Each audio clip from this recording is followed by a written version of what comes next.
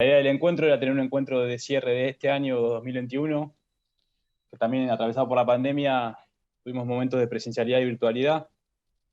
Como bien decía Paco hace unos minutos, muchos trabajamos y militamos en regiones de localidades pequeñas y muchas veces no podemos vernos, estamos distribuidos a lo largo y a lo ancho del país. Y sin más preámbulo, bueno, ya saben todos que hoy vamos a estar charlando con Javier Noguera, bueno, con Paco, con Coqui Capitanich, con Alisa Haye, con Moira, con Ramón. Y bueno, Paco, no sé si querés comenzar vos o Javier, por una cuestión de tiempos también avisó que quería empezar. Así que, si te parece, Paco, vos, y si no, Javier. Sí, sí, Javier, no sé, Coqui, si lo conocés, Javier hasta hace poco fue el presidente de la Federación Argentina de Municipios. No sé, la verdad no sé cómo quedó la FAM, Javier, ahora vos si querés contanos. Él es intendente de Tafí Viejo, en Tucumán, un gran amigo y compañero que acompaña fuerte a Movimiento Arraigo. Y bueno, le surgió ahora un compromiso, no va a poder quedarse toda la reunión, pero no quería faltar, así que le damos la posibilidad de que haga un saludo y que, bueno, nos cuente un poco y nos haga su saludo de fin de año. Así es, muchas gracias, Paco, nuevamente por la invitación. La verdad que es un gran gusto. Todavía soy presidente de la Federación Argentina, no hemos renovado autoridades, tenemos todavía pendiente esa asignatura.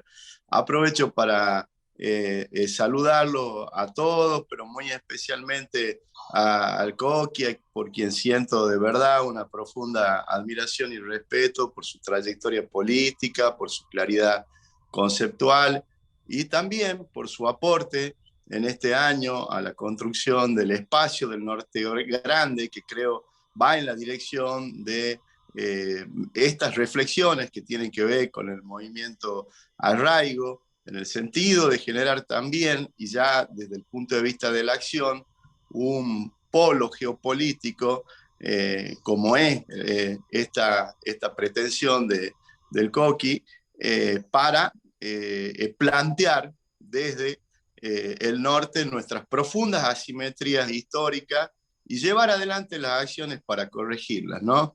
Así que en ese sentido creo que durante el año esa ha sido una contribución muy valiosa para nuestra región, como también así para esta pretensión que creo que tenemos desde este espacio político, que es no solamente corregir las asimetrías desde el punto de vista práctico, sino generar masa crítica desde el punto de vista político que invierta la visión copernicana que lamentablemente hoy tiene nuestro país y que, como coincidimos también con Paco, lamentablemente el Frente de Todos sigue esa lógica centralista desde el punto de vista no solo decisionista políticamente, sino también, y lo más complicado para todos, es desde el punto de vista económico. Así que, bueno, yo, como bien decía Paco, estoy con poquito tiempo, pero no quería dejar de estar, no quería dejar de saludarlo, de expresar nuevamente mi apoyo a esta perspectiva, a esta visión política y este compromiso con la patria grande, con la patria latinoamericana, pero fundamentalmente con cada uno de nuestros territorios, con la necesidad de construir arraigo que haga que nuestra gente se quede a donde ha nacido y, como dice nuestro presidente, hasta acá solamente en grado de expectativa, podamos, quienes hemos nacido en el interior profundo, llevar adelante también una vida plena de realizaciones como hoy la llevan adelante en el 1% del territorio, ¿no? Así que bueno, era eso, saludarlo, abrazarlo, desearle felices fiestas, que iniciemos el año que viene de la mejor manera y sea, por supuesto, un año próspero para todos. Un fuerte abrazo y muchas gracias. Gracias. Muchas gracias, Javier. Gracias. Muchas gracias, Javier, por tus palabras. Bueno, le pasamos la palabra al compañero Coqui Capitanich. Bueno, Coqui, como todos saben, fue intendente de Resistencia, senador nacional, jefe de gabinete en 2 ocasiones, está cursando su tercer periodo como gobernador. Parece que es muy interesante en este contexto donde algunos dicen que la sociedad se ha derechizado.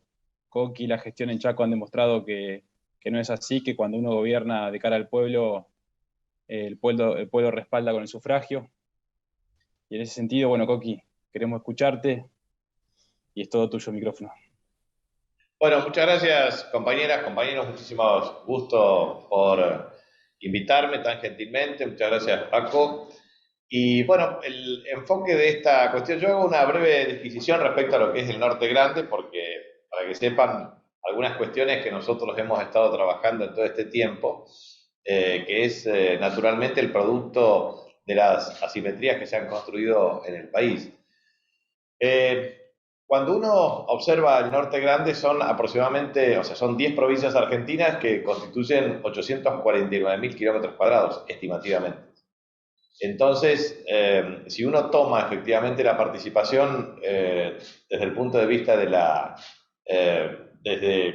claramente desde la superficie, estamos cerca del tercio de la superficie del país, el 20% de la población, y también el 33% de la superficie sembrada total de la República Argentina. A su vez, es una reserva básica y estratégica de agua dulce en la República Argentina y es la mayor reserva de biodiversidad y superficie boscosa en la República Argentina. Y es obviamente un pulmón verde que en Sudamérica comparte una posición de privilegio conjuntamente con la Amazonía brasilera. Cuando uno mira ese enfoque, nosotros decidimos, porque el Norte Grande fue pensado con un diseño desde el punto de vista político. En el año 1986, Roberto Romero, de la provincia de Salta, gobernador de la provincia de Salta, empezó a trabajar ese diseño. Se discontinuó y después, efectivamente, en 1999 se avanzaron en determinado tipo de instrumentos, pero tuvo luego de un acta aquí en la provincia del Chaco, en el año 2004, la constitución del Consejo Regional del Norte Grande, y la verdad que lo pudimos restituir ahora a partir del 11 de diciembre del año 2020, y recién hicimos el cambio al año. O sea, en general, el Consejo Regional establece que la presidencia pro tempore de la Asamblea de Gobernadores como órgano máximo tiene que renovarse cada semestre. Pues yo tuve 2 semestres consecutivos, pero ahora lo lidera Gerardo Zamora. ¿Qué hicimos nosotros? Bueno, lo primero que hice es hacer un diagnóstico de la región desde el punto de vista productivo, de la identidad cultural, del desarrollo, de la infraestructura, etc. Y nos propusimos una serie de puntos. Bueno, hicimos 17 puntos. Bueno, dentro de esos 17 puntos, después trabajamos los temas urgentes, prioritarios, y los temas de tipo estructural. Creo que este es el gran desafío de Argentina, digamos, por eso pienso en el enfoque federal. Y en ese sentido, lo que propusimos, y es mi visión desde el punto de vista de Argentina, era que es necesario para el Norte Grande fortalecer el corredor bioceánico norte. Y el fortalecimiento del corredor bioceánico norte se necesita un plan director de infraestructura y que ese plan director de infraestructura promueva una logística integrada cuya competitividad sistémica garantice una matriz productiva de base exportadora en el país. Y efectivamente estamos trabajando con el Consejo Federal de Inversiones para que en los próximos 12 meses todo ese plan director, que yo estimo en $30.000 millones consolidando, hoy tenemos más o menos entre 15 y 20.000 millones de dólares, son los recursos necesarios para un plan en 15 años, nos va a permitir dotar de conectividad vial, conectividad de la red de Capricornio para evitar pasar por las Toninas y conectar Atlántico-Pacífico con un sistema de conectividad informática de alta calidad. Lograr definitivamente, o sea, eso significa pasar desde San Pablo, pasar por todo el norte de Argentina, pasar por Chile y lograr una plataforma de base digital. En segundo lugar, la conectividad vial sobre los corredores de la ruta 81 y 16, trabajando y ensanchando lo que es el fortalecimiento de ese corredor bioceánico norte en el trópico de Capricornio. Tercero, todo lo atinente al sistema ferroviario, la hidrovía Paraná-Paraguay, y a su vez los pasos fronterizos a los efectos de dotar a las salidas a los puertos marítimos con la integración de los puertos fluviales, logrando una densidad estratégica desde el punto de vista del desarrollo. Muy bien, eso estamos avanzando muy bien y tenemos un plan estratégico para el desarrollo con fuentes de financiamiento que pretendemos sea ratificada por el Congreso de la Nación. De hecho, también el Tratado de Norte Grande está siendo sometido a un análisis del Congreso de la Nación, que en algún momento será aprobado. También trabajamos un modelo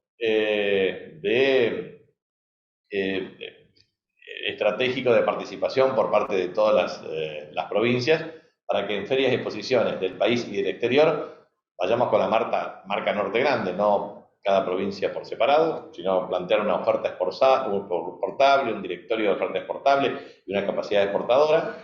En tercer lugar, lo que hicimos es trabajar también las cuestiones prioritarias. Por ejemplo, nosotros teníamos una asimetría en el precio de los combustibles, en promedio del 7% entre AMBA y Norte Grande.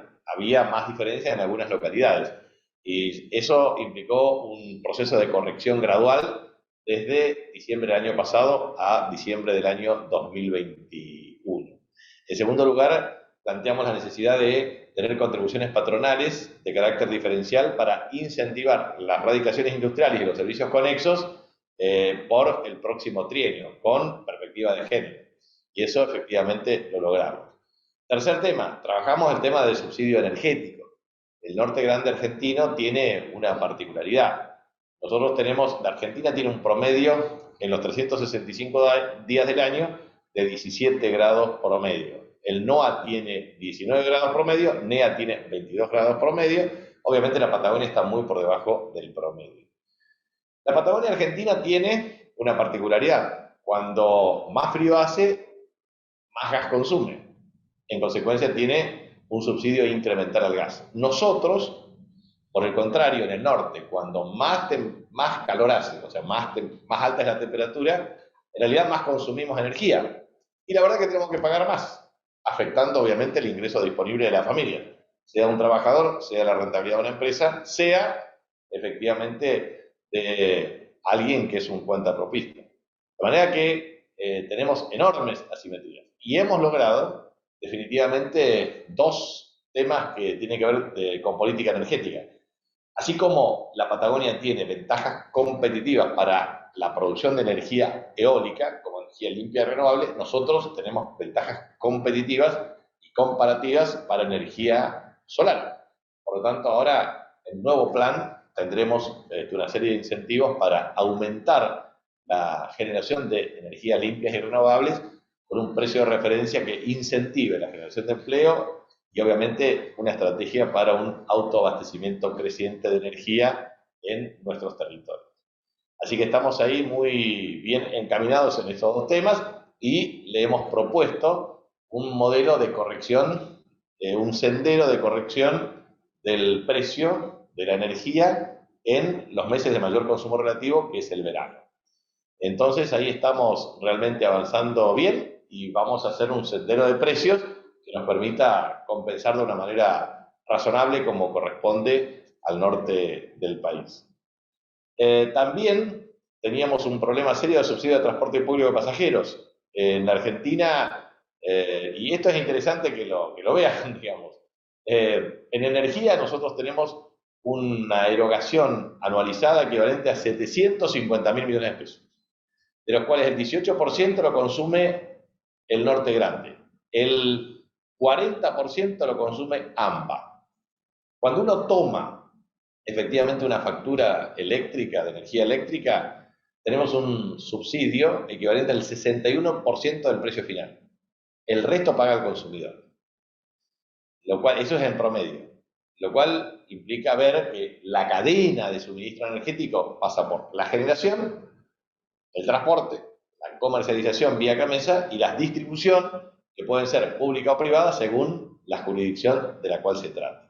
Por lo tanto, nosotros observamos claramente que Argentina necesita un enfoque distinto y eso es lo que hemos propiciado.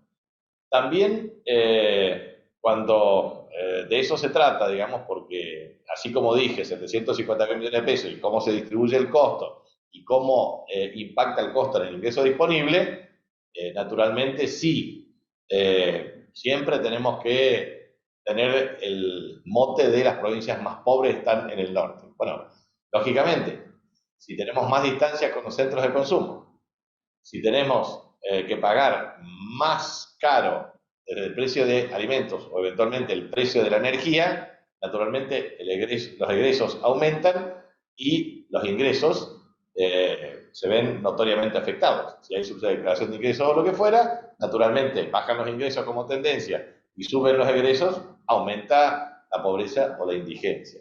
Sí, obviamente sin tener en cuenta otros aspectos multidimensionales del enfoque de pobreza e indigencia. Así que eso es un tema que fuimos logrando, lo mismo que el sistema de subsidio al transporte público a pasajeros. Para que ustedes tengan una idea, hoy nosotros tenemos teníamos más o menos cerca de 200.000 millones de pesos de subsidio de transporte público a pasajeros. El 90% de una relación técnica era al primer semestre del año pasado de 90-10, 90% AMBA, 18 pesos paga AMBA, 36 pesos el promedio en Norte de Grande. De manera que esas asimetrías son extremadamente evidentes, o harto evidentes. Algunos 51 pesos, 58, otros 48, otros 44. Yo estoy hablando del promedio de ponderado de capitales. Entonces, lo que hemos planteado nosotros es pasar de 28.000 millones de pesos a 46.000 millones de pesos para tratar de corregir estas asimetrías.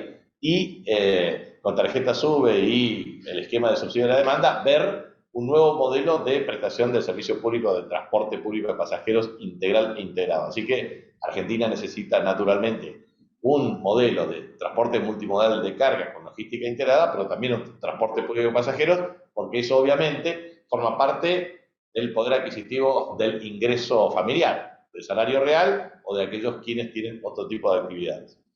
Entonces, mi visión respecto a este tema es que estamos corrigiendo, pero no en la velocidad requerida. En el año 2017, previa reforma del consenso fiscal propiciado por el gobierno de Macri, el subsidio al interior era equivalente al 47%. Después mejoró al 14% este año con una última partida y el presupuesto estaba al 9% y ahora se corrige claramente a una proporción relativa mayor. Pero bueno, ese es el tema que nosotros estuvimos trabajando con este tiempo. O sea, fíjense las cosas que fuimos trabajando. Tener el mismo precio de combustible, corregir el subsidio de transporte público de pasajeros, tener un precio diferencial de la energía, tener un plan estratégico de inversión, mejorar la logística integrada, fortalecer la capacidad de ejercicio de administración de la hidrovía Paraná-Paraguay y lograr, obviamente, un modelo de producción y comercialización y distribución y circulación de mercancías que sea equitativa y equivalente. Así que esto es un tema capítulo Norte Grande. Así que le quiero decir que nos parece que esto es un tema muy importante porque, o sea, hemos logrado, primero, una integración de carácter macrorregional. Segundo, hacer valer nuestros legítimos derechos para ir corrigiendo distorsiones.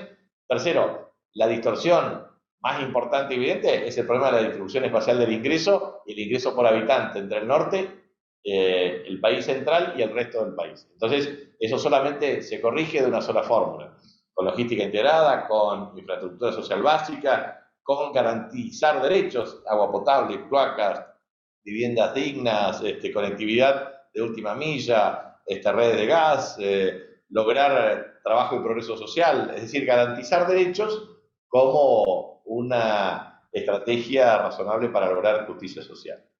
Entonces, nos parece que estas son las grandes cuestiones. Por eso nosotros decimos que Argentina tiene un mapa desde el punto de vista geopolítico que tiene que ver con tres grandes corredores estratégicos. El corredor norte, bioceánico, que es el corredor bioceánico norte trópico de Capricornio, digamos, en ese modelo.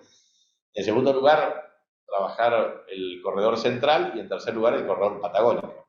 Así como es necesario la ruta cordillerana de la ruta 40, la hidrovía Paraná-Paraguay, la salida al río de la Plata, Canal Magdalena, Atlántico, Pacífico a través de los pasos fronterizos, y eso te da un enfoque geopolítico en donde hay que integrar conectividad vial, ferroviaria, fluvial, marítima y un diseño que permita una logística integrada que brinde competitividad sistémica a las distintas cadenas de valor. De eso se trata un modelo de conjugación de un proyecto político de carácter integral. Y para centrarme claramente en el enfoque de hoy que se había planteado, porque esto sería muy interesante hacer un ida y vuelta, mi visión es que la República Argentina ha tenido una génesis en la conformación del proceso de organización nacional con disputas muy severas desde el 25 de mayo de 1810.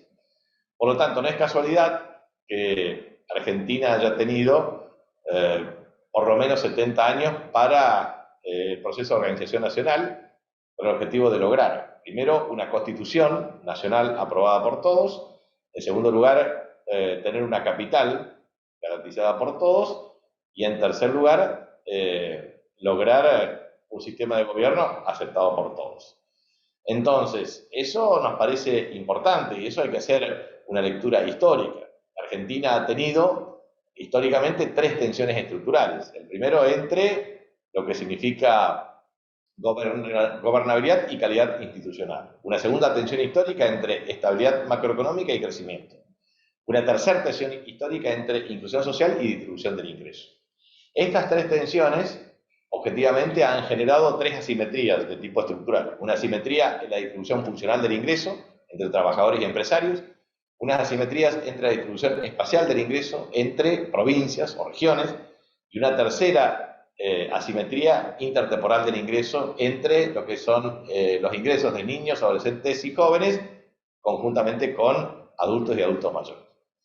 Siempre transmití que los gobiernos de Néstor y de Cristina propiciaron claramente un modelo de corrección de esas tensiones. Cuando se redujo a 5 los miembros de la Corte Suprema de Justicia, eso fue en aras de la calidad institucional, pero finalmente también de mayor permeabilidad corporativa. Y obviamente lo que nosotros hemos observado a través del tiempo es que ese esfuerzo por promover calidad institucional implicó también un esfuerzo para el ejercicio de la convicción en términos de capacidad de gobernanza. Y no es casualidad esto porque nosotros, si tomamos ciclos históricos, entonces podemos tomar un ciclo histórico del año 1810 al año 1880. Y en ese ciclo histórico del año 1810 al año 1880, podemos decir, este es el primer ciclo de organización nacional. Ese ciclo de organización nacional, que es este periodo 1810 a 1880, le sigue un ciclo de estabilidad política inconsistente, o más bien de inconsistencia, lo que yo digo es estabilidad política pour la galerie, que es 1880 a 1930. ¿Por qué digo esto? Porque ahí tenemos un problema de voto calificado, fraude y falta de representación legítima desde el punto de vista democrático. Y después, desde 1930 en adelante, la interrupción y la pendularidad de gobiernos civiles y militares con la irrupción de un gobierno, de un movimiento popular por excelencia, que ha sido el peronismo, obviamente una disrupción en la escena política conservadora, y después este periodo largo de estabilidad política de los últimos 38 años de democracia, que lo podemos caracterizar como un ciclo de estabilidad política, inestabilidad macroeconómica y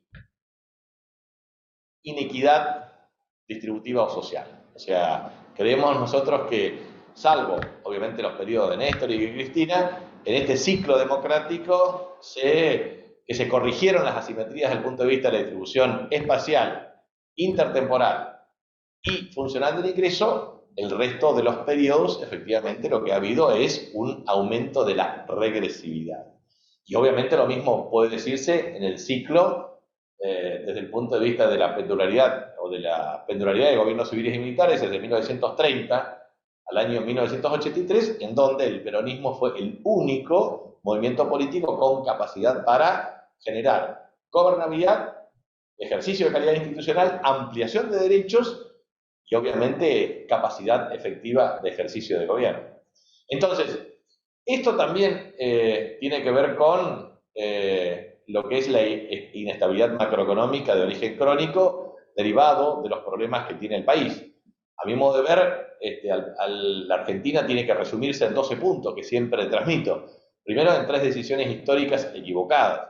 La primera decisión histórica errática fue la distribución de la tierra, que produjo la configuración de una oligarquía terrateniente, parasitaria, que promovió un modelo agroexportador que demoró el proceso de industrialización y generó una adecuación al principio de división internacional de trabajo y un modelo agroexportador con aliado estratégico que era Inglaterra.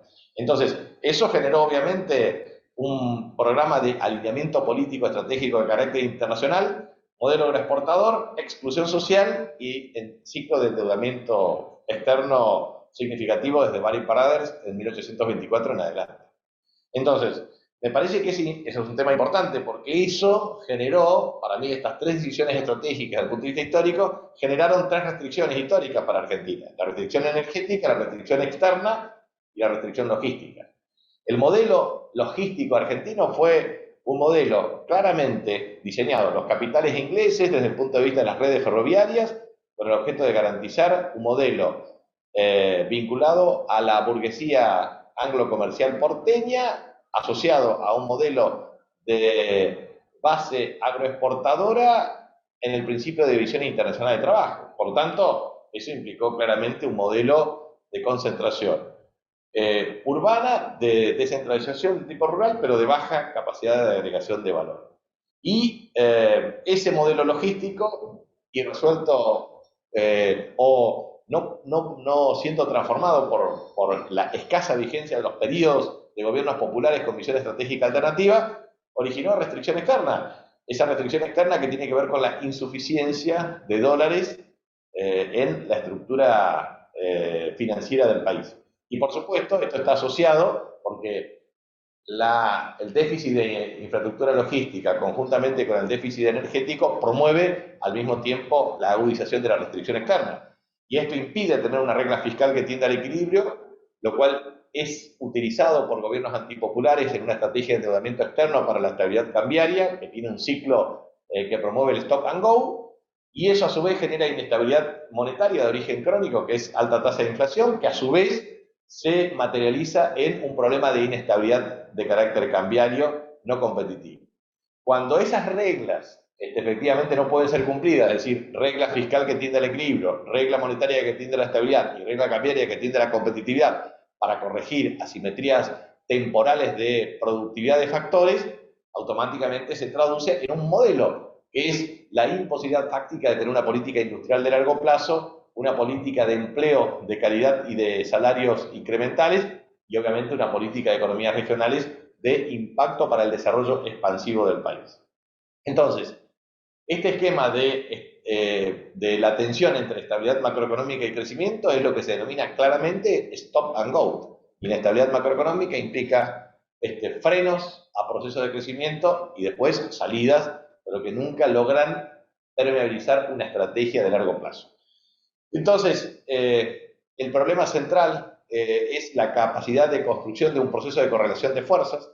Entonces, la inclusión social puede ser consentida aún por los grupos más reaccionarios, pero la distribución del ingreso es un tema absolutamente inadmisible en la concentración del poder oligárquico en la Argentina. Todo gobierno de base popular que tienda a establecer un shock redistributivo sustentable en el tiempo es absolutamente denostado. De manera que, ¿cómo se hace ese proceso de denostación? A través de múltiples variantes de la comunicación.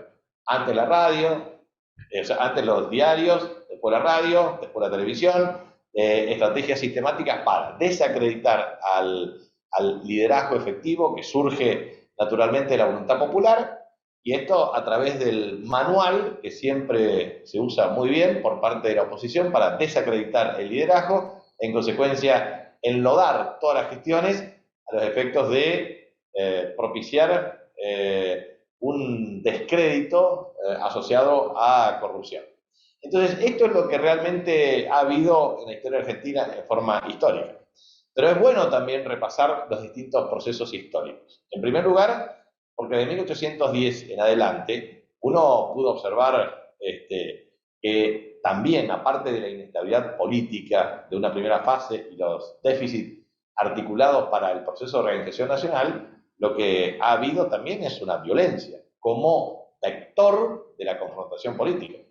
Entonces, independientemente de las posiciones, digo, aquí desde 1810 en adelante, desde el fusilamiento de Liniers, pasando a la sonada del 5 y 6 de abril de 1811, hasta los procesos de irrupción del primer triunvirato, segundo triunvirato, tercer triunvirato, que nunca asumió efectivamente, pero sí se conformó en la trastienda, lo mismo que la conformación de los 6 directores supremos con un proceso de inestabilidad política, más el estatuto provisorio, el reglamento provisorio, la asamblea del año 13, la junta grande no constituida, los problemas de adhesión de las provincias dentro de las provincias unidas, digamos, los problemas de adhesión desde lo que era efectivamente la banda oriental conjuntamente con Paraguay, la confrontación de Belgrano con Bernardo de Velasco, el tema de la oposición de Liniers para sumarse al proceso revolucionario y obviamente la intervención de Juan José Castelli, la batalla de Sipe-Sipe, pasando por lo que significó claramente Martín Miguel de Güemes,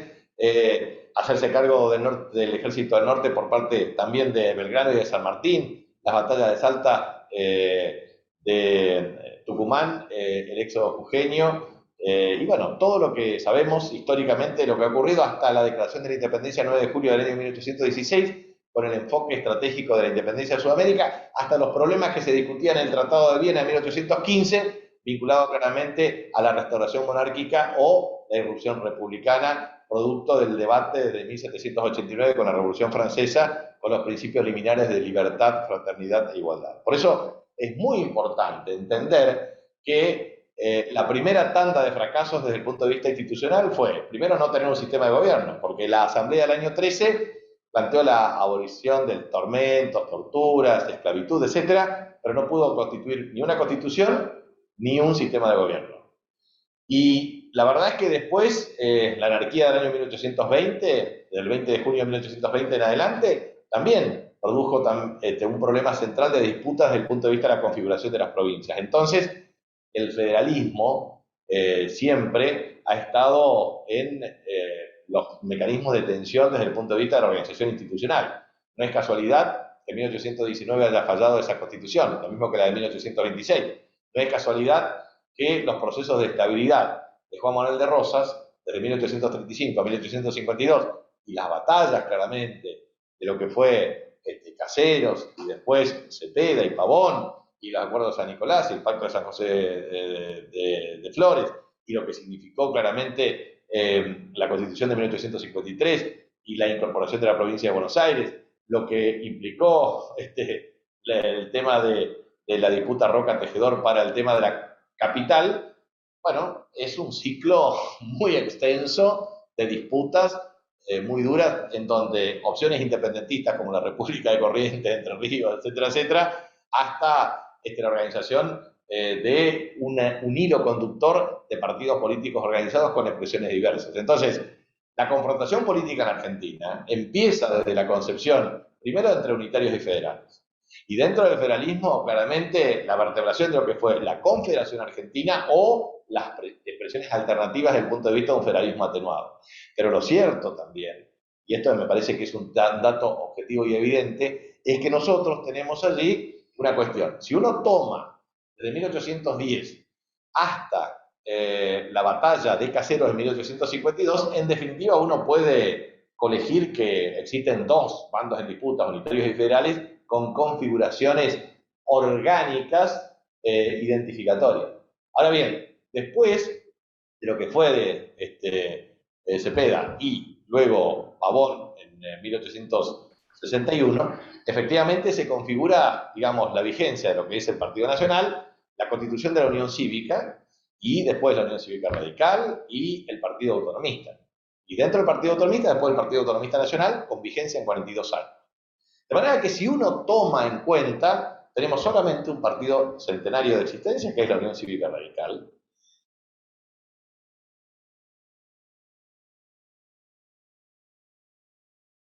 Asumió el 12 de octubre de 1916 con la ley Sáenz Peña de 1914. Pero lo cierto es que tuvimos fraude electoral.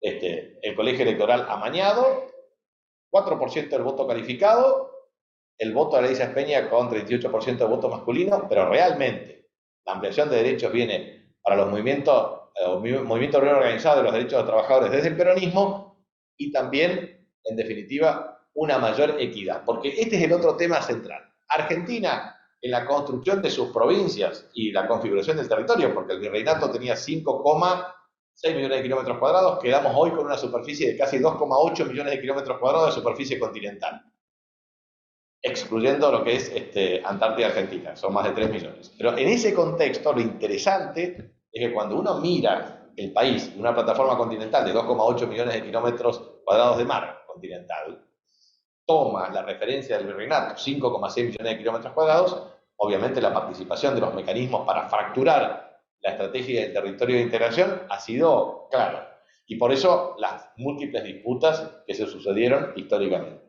Entonces, a mí me parece que es muy importante entender que la historia ha permitido ver que el peronismo fue el movimiento político por excelencia para generar un modelo de reconocimiento de derechos de las provincias. Esta provincia del Chaco es una provincia denominada Presidente Perón. El 22 de diciembre cumplimos nosotros 70 años de nuestra constitución provincial. Constitución Provincia Presidente Perón. Nosotros con La Pampa, después Formosa, se fueron configurando desde las 14 provincias originarias, 13, 14 provincias originarias, después pasamos a tener las 24 provincias y obviamente también el respeto claro y el reconocimiento del peronismo en términos de configuración de esa representación, que era desde la ley 28 de 1862 hasta la 1532 de 1872 y así sucesivamente. O sea, lo que quiero transmitir con esto es, nosotros hemos configurado, primero, no una confederación, sino un federalismo débil, con una hiperconcentración. En el 0,01% de la superficie vive el 40% de la población. Y el 60% de la población restante en el 99,9% de la superficie. No hay país posible con tamaño nivel de asimetría en su población. No hay. Y obviamente eso significa un problema de ingresos diferenciales por habitante y oportunidades. Entonces, nosotros creemos que es absolutamente indispensable construir un nuevo sistema federal, con mayor autonomía decisoria en las provincias y un gran debate constitucional. La Argentina necesita un gran debate constitucional. Y ustedes dirán, y bueno, es imposible un debate constitucional para lograr una reforma constitucional, naturalmente por dos fuerzas en disputa, porque la historia política de los últimos 38 años indican claramente que desde el tronco PJ-UCR hay una dispersión de fuerzas, pero claramente se preserva la estructura bipartidista. Del 92% de Luder Vittel, Alfonsín Martínez, hasta esta configuración de casi 90%, 88%, 89% de Fernández, Macri, Pichetto. O sea, tuvimos desde el bipartidismo clásico hasta el multipartidismo moderado, pasando a lo que se denominan hoy coaliciones opositoras. Y esas coaliciones opositoras plantean una integración de unidad en la diversidad que refleja la incapacidad de construir políticas de consenso que tengan que ver con un modelo de carácter sostenible. Entonces, no cabe la menor duda que a esta estabilidad política, que es un gran activo adquirido, es necesario tener un proceso de estabilidad macroeconómica, pero la estabilidad macroeconómica requiere estabilidad cambiaria, y la estabilidad cambiaria requiere superar la restricción externa. Simplemente quiero dar algunos datos. Ustedes saben que el Banco Central de la República Argentina, con emisión de instrumentos de esterilización, tiene 44.000 millones de dólares. O sea, 4,4 billones de pesos. Eso significa que son inversores que compran estos instrumentos. De manera que es necesario repensar el rol del Banco Central dentro del programa de expansión económica. Propongo un plan energético. Argentina necesita 700 a 1000 megavatios año. lo tenemos que financiar con los mismos inversores, convertirlos en financiamiento, apalancar el modelo para hacer gran inversión en generación, gran inversión en transporte, para lograr que lo que hoy pagamos de 61 a 65 dólares por megavatio tienda a ser decreciente. Generar cadena de valor agregado en materia energética para tener una matriz diversificada que supere la restricción, que baje el costo y que mejore el ingreso disponible de las familias con tarifas reducidas y que obviamente genere valor agregado en toda la cadena de valor. Pero también podemos hacer otros 10.000 millones de dólares para producir sustitución de importaciones. Argentina, saben que no puede, tiene que, yo acá estoy radicando una empresa que fabrica pelotas de fútbol. ¿Cómo en el país que ha salido 2 veces subcampeón del mundo y 2 veces campeón del mundo no podemos fabricar pelotas? Entonces es un tema impresionante, pero digo, ¿cómo nos vamos a poner un esquema de apalancamiento de 10.000 millones de dólares para financiar precisamente un modelo que tenga que ver con sustitución de importaciones, para dotar de sostenibilidad al sector externo? ¿Cómo no lograr una matriz de base exportadora científica tecnológica que promueva cadenas de valor integrada para aumentar y diversificar exportaciones? Tenemos la solución en nuestras manos. Por eso es necesario entender, Argentina es un país que tiene 8% de préstamos de las familias respecto al PIB. Estados Unidos supera el 100%. La deuda en términos de producto, realmente lo que hizo Macri es un desastre porque estábamos en el 40% del PIB. Hoy estamos en cerca del 80% del PIB. Bien, es un desastre lo que hizo Macri, pero finalmente con crecimiento de la economía podemos licuar parte del tema y reprogramar los vencimientos en dólares. Pero es necesario entender que los billetes físicos ingresados a la Argentina se han importado hasta el año 2000. ¿Saben cuántos dólares billetes se importaron a la Argentina? 50.000 millones de dólares. ¿Y saben cuántos se importaron desde el año 2007 hasta la fecha? 170.000 millones de dólares. ¿Saben cuántos dólares está depositado en el sistema financiero? 18.000 millones de dólares. ¿Cuánto es presumiblemente dólares existentes en el sistema en distintos mecanismos que puedan haber sido declarados en el ingreso? 200.000 millones de dólares.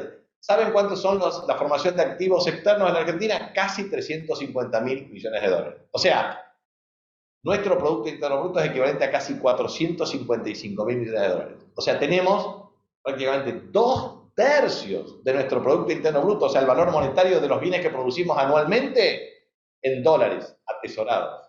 Por lo tanto, Argentina no tiene un problema de ahorro. Argentina no tiene un problema de préstamo. Argentina tiene un sistema financiero líquido y solvente y tiene un problema de carácter fiscal que se puede resolver con los problemas de subsidio económico.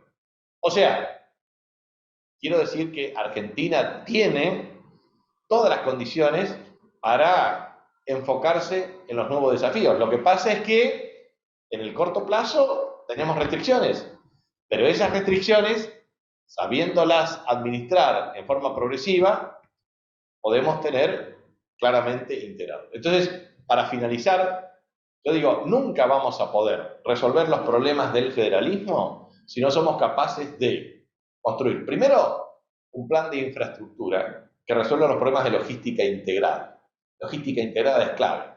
Puertos fluviales, puertos marítimos, sistema de carreteras, red de fibra óptica, gas, agua potable, cloacas, energía eléctrica de buena calidad, red de fibra óptica. Si nosotros no tenemos este tema de la infraestructura, del capital social básico, que constituyen precondiciones de inversión, obviamente hay asimetrías severas en un y otro lugar. Segundo tema, el aprovechamiento de la temática ambiental. Nosotros tenemos una reserva estratégica de biodiversidad, podemos producir de energía limpia y renovable, somos los más competitivos en el sur, somos los más competitivos en el sur con energía eólica, en el norte con energía solar. Por lo tanto, lo que yo propongo es, ¿por qué no tenemos un plan energético fuerte, con diversificación de la matriz energética, reducción del precio promedio de megavatio, redefinición cualitativa del impacto de los subsidios para mejorar la estructura de ingresos de los deciles más bajos y un enfoque redistributivo que impacte en los deciles más altos del ingreso, que tengamos una estrategia para repensar la justicia social. Eso significa, como dice François Dubé, igualdad de posiciones. Eso, enfocarnos claramente en lo que hay que enfocarnos. El derecho a identidad, el derecho a la educación, derecho a la salud, derecho a la seguridad, derecho al agua potable, derecho a las cloacas, derecho a estos servicios básicos, derecho al trabajo y al progreso social, derecho al salario digno, derecho a la equidad de género, derecho a la cultura, derecho al ambiente sano, derecho al deporte. O sea, concretamente, una batería de medidas que apunten a restaurar derechos y a generar, a partir de la vigencia de derechos, el enfoque redistributivo para corregir asimetrías de ingresos, tanto espacial del ingreso como intertemporal del ingreso, como así también funcional del ingreso. En el periodo de Néstor y de Cristina, desde la ley 25.994 en adelante, lo que se hizo es una expansión del sistema previsional. El 60% de los jubilados estaban incluidos en el sistema, hoy es casi el 100%. Eso es muy importante. Después se mejoró sustancialmente el haber jubilatorio mínimo y las jubilaciones promedio, pero no alcanza a partir del desastre que hizo Macri de meter un viandazo con un afano de 40.000 millones de dólares del Fondo de Garantía de Sustentabilidad, o lo que fue el saqueo a través de carry trade de endeudamiento externo para salir y fugar capitales. Entonces, obviamente hemos pagado la consecuencia de no tener un campo popular claramente organizado para resistir aún con más virulencia de los que muchos resistimos en el periodo 2015-2019. Pero definitivamente, un mapa de país significa por qué invertir en estas cuestiones, porque tampoco no nos salvamos solo en el federalismo. No hay que entender el federalismo solamente como una unidad a nivel país. Hay que entender el federalismo con la patria grande, con una alianza estratégica con México y Brasil. Hay que trabajar lo que significa red de aeropuertos internacionales a Embraer, alianza estratégica para producir aviones y lograr autonomía desde el punto de vista de la conectividad aérea. Hay que hacer una red ferroviaria, vías, vagones, ferrocarriles para integrar el sistema ferroviario en transporte de carga. Tercero, hay que unir el sistema de producción de la industria automotriz y de motos con autopartes y motopartes y bicipartes con el objeto de evitar las transferencias de ingresos al resto del mundo. Cuarto, es necesario realmente aprovechar la hidrovía Paraná-Paraguay, los pasos fronterizos y las alianzas estratégicas a nivel internacional para fortalecer la matriz. Quinto, hay que garantizar que nuestra biodiversidad emita instrumentos de token, instrumentos financieros. Nosotros somos acreedores ambientales, tenemos que imponernos ante el mundo claramente para que nos paguen y para que nosotros redistribuyamos lo que estamos haciendo nosotros. Salimos en marzo con una operación financiera porque queremos realmente hacer valer nuestro patrimonio ambiental, porque yo les quiero dar a cada propietario del impenetrable un proceso de capacitación para que me cuide el bosque nativo, pero le quiero dar vivienda digna, agua potable, cloaca, todas las condiciones y elevar el nivel de ingreso para que el mundo industrializado que destruye el planeta compense a aquellos que promueven el oxígeno al mundo.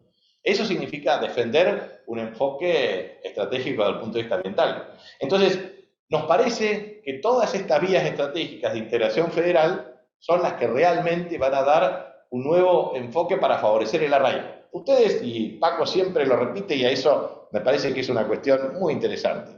La verdad, es una vergüenza pensar que esta concentración urbana, absolutamente irracional en el país, pero planificada a partir de este modelo agroexportador de la División Internacional del Trabajo, no pueda tener una corrección.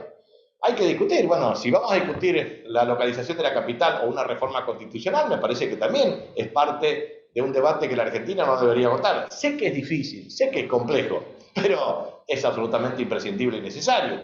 Por eso me parece que es interesante remarcar esto, que es precisamente entender esta visión o esta cosmovisión desde el punto de vista de la agenda internacional en materia de tecnología, en materia de conectividad, en materia de industria 4.0, pero a su vez también con un enfoque de generación de ingresos y obviamente de mejoramiento en la calidad de vida de las personas. Así que yo creo que eso es un gran desafío y me parece que es muy importante entender, digamos. Como decía Juan José Hernández Arrey, en el que es el ser nacional o en formación de la conciencia nacional, en ese momento decía, la técnica ha achicado el planeta, y vaya si lo ha achicado. Ya los niveles de nanosegundos en materia de transferencias de información implica que hay un achicamiento del planeta desde el punto de vista de la virtualidad, y esta plataforma digital es necesario también ser utilizada, pero eso requiere naturalmente un nuevo enfoque. Eso significa que la riqueza marítima, la integración de los puertos fluviales con los puertos marítimos, con el sistema multimodal de cargas, con el desarrollo de estrategias de almacenamiento, con variantes de producción seriada y no seriada, naturalmente forman parte de la articulación de una cultura productiva que debe ser calificada en términos de nuevo desarrollo. Ahora bien, este mundo está en una crisis sin precedentes. La informalidad laboral ha desfinanciado al sistema de seguridad social, por lo tanto hay un deterioro significativo del estado del bienestar, que ha generado precarización del sistema sanitario, atento a la evolución de un problema serio, desde enfermedades crónicas no transmisibles hasta el monopolio de la producción y distribución de medicamentos, que ha generado un proceso de cercenamiento efectivo de los derechos de la salud y el acceso a la salud en el mundo. La pandemia lo ha demostrado. Por lo tanto, estamos en un mundo en donde hay que eliminar claramente los paraísos fiscales, en donde hay que corregir los problemas de asimetrías. Piketty lo decía claramente y lo dice en Capital e Ideología. Los tipos impositivos, uno observa claramente la serie 1700-2021, pero si uno toma la serie 1950-1980, fue el periodo de mayor corrección de desigualdades. ¿Por qué? Porque los tipos impositivos marginales llegaron a 89% en Inglaterra, 81% en Estados Unidos, 56% en Francia.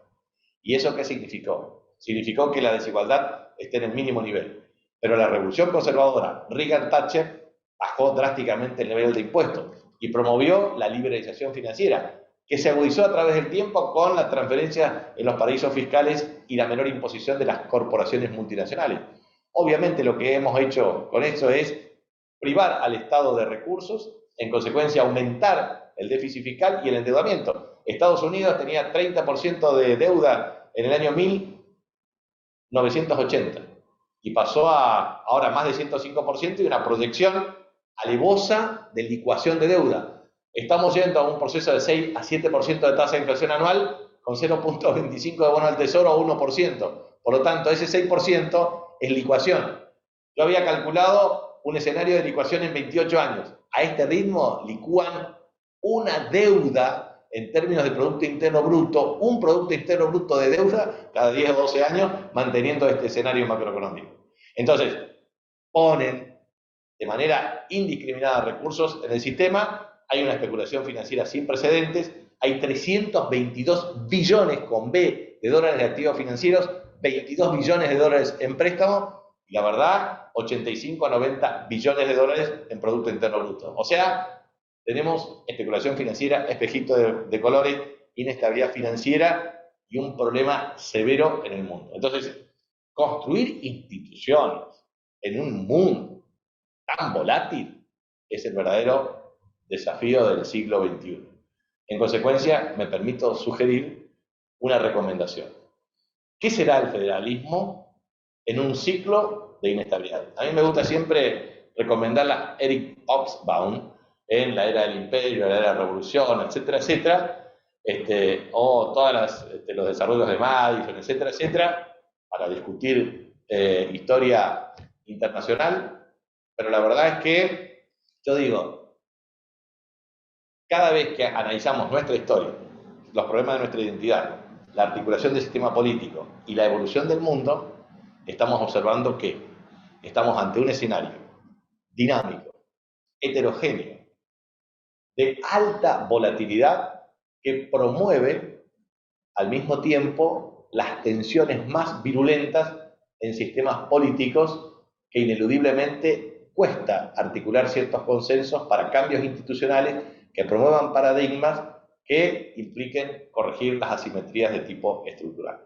Por eso, esto no se sale sin un debate profundo, sin entender la lógica de los procesos y sobre todo sin entender que hay que cambiar muy rápido y que no tenemos tiempo. Así que muchas gracias por la confianza. Bueno, voy a tomar la palabra yo. Mi nombre es Ana Laura Fuentes. Hola a todos, a todas, no los había saludado anteriormente. Gracias, muchísimas gracias, Coqui, por este recorrido magistral que nos has permitido disfrutar a quienes estamos acá adentro de este encuentro, quienes formamos parte de Movimiento Arraigo. La verdad es que no paraban de llegar mensajes, no parábamos de hacer intercambios en todas las reflexiones que nos has compartido, desde el recorrido de la gestión local y cómo claramente quien conoce bien un territorio y una región puede abordar cuáles son las falencias, cuáles son las metas, cuáles son los desafíos, pasando luego por ese recorrido histórico clarísimo y que tanta falta nos hace traer a la memoria constantemente para entender a dónde estamos parados en el hoy.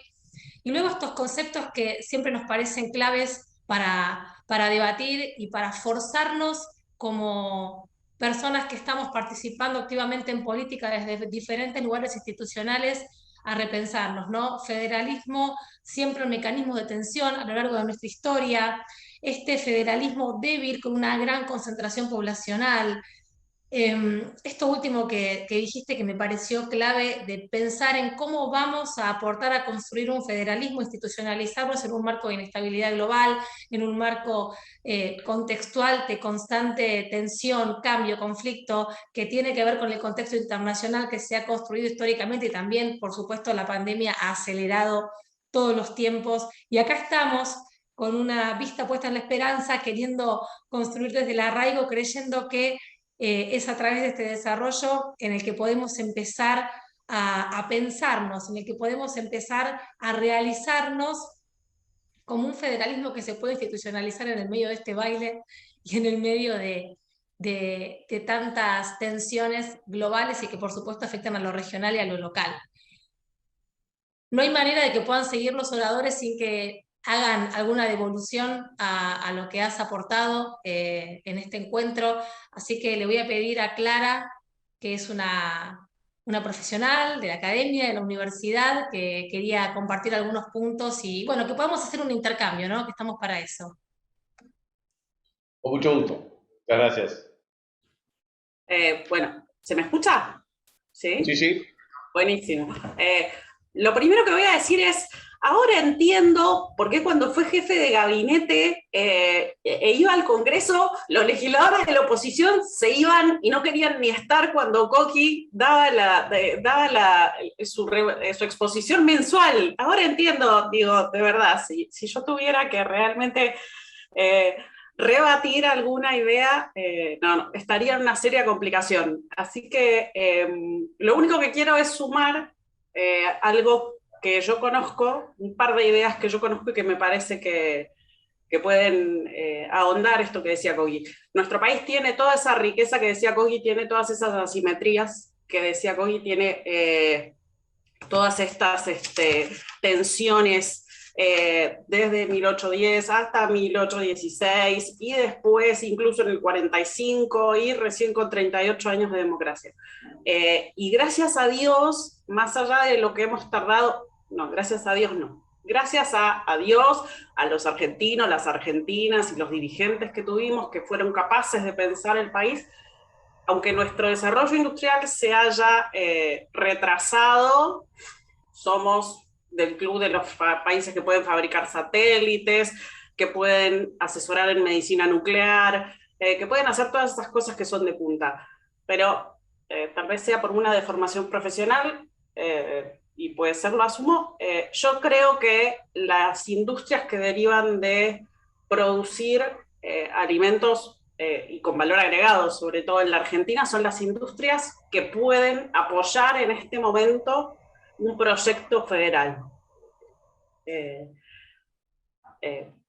Digamos, en Chaco se producen alimentos, en Santiago del Estero se producen alimentos, en Santa Cruz se producen alimentos, en Tierra del Fuego se producen alimentos. El otro día tuve una charla preciosa con un grupo de investigadores que lo que está haciendo es produciendo hongos en Tierra del Fuego, y está viendo además de aprovechar toda la parte no forestal de los árboles para consumo alimenticio humano. Así que quisiera hacer una mención sobre eso. Quisiera hacer también una mención sobre una serie de planes que incluso en el medio de la pandemia se han podido construir desde el Ministerio de Ciencia y Tecnología. No sé si hay alguno, Coqui, en Chaco, el Ministerio de Ciencia y Tecnología, además de la unidad COVID, que fue tan importante para abarajar la pandemia, perdón por el lenguaje coloquial, y puso en marcha un plan que es el plan Impactar, que es un plan que lo que hace es permitirle a cada municipio que presenta un desafío, como puede ser potabilizar el agua de tal lugar, hacer el tratamiento de los residuos porcinos, hacer el tratamiento de los residuos caprinos, presentar ese desafío, así se llama, ¿sí?, a un grupo de científicos, y que un grupo de científicos lo tome, lo haga suyo, y así genere el círculo virtuoso de gente que está empleada por el Estado, por el CONICET y demás, y que se ha formado, y en quien todos hemos invertido para formar, pueda darle solución a problemas locales, y así puede empezar a generar el círculo virtuoso.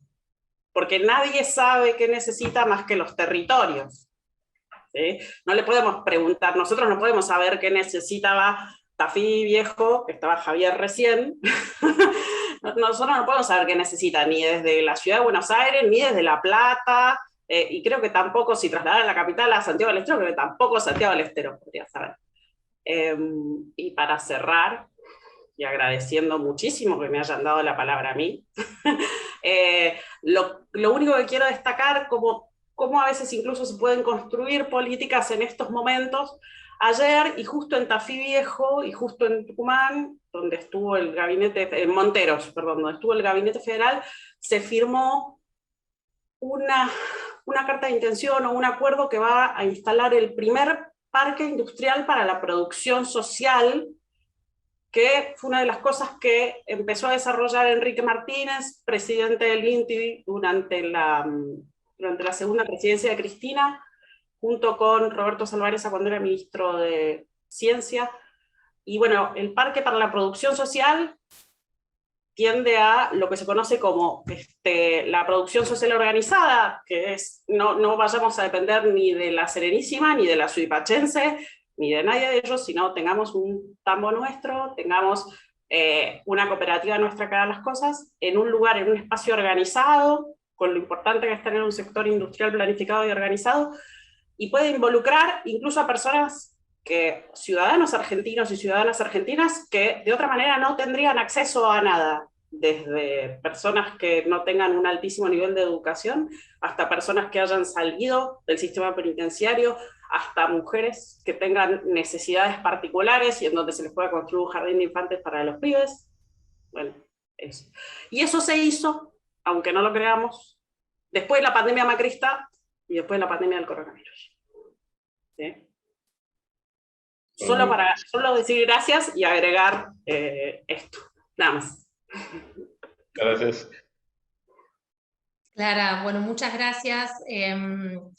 Me llamaba la atención recién el recorrido que hacías en relación a un proceso de una política pública que tardó varios años en terminar de concretarse, y volviendo un poco a lo que reflexionaba Coqui, estábamos planteando cuestiones estructurales que arrastran 200 años y que siempre terminan atrapadas adentro de las coyunturas electorales o adentro de las facciones de los cambios de gobierno, o esas elecciones que son cada 2 años, y realmente me parece que lo que estamos planteando acá, con todo el conocimiento que nos trae Coqui, con esta impronta que le pone arraigo Paco y las personas que estamos acá humildemente escuchando y aportando, es una discusión que va a trascender cambios de gobiernos, que trasciende gestiones y que no puede estar atravesada por la coyuntura político-partidaria. Qué difícil que es llevar adelante, o que es plantear esto que claramente va a arrastrar años, ¿no? Y que no se va a resolver de un momento a otro.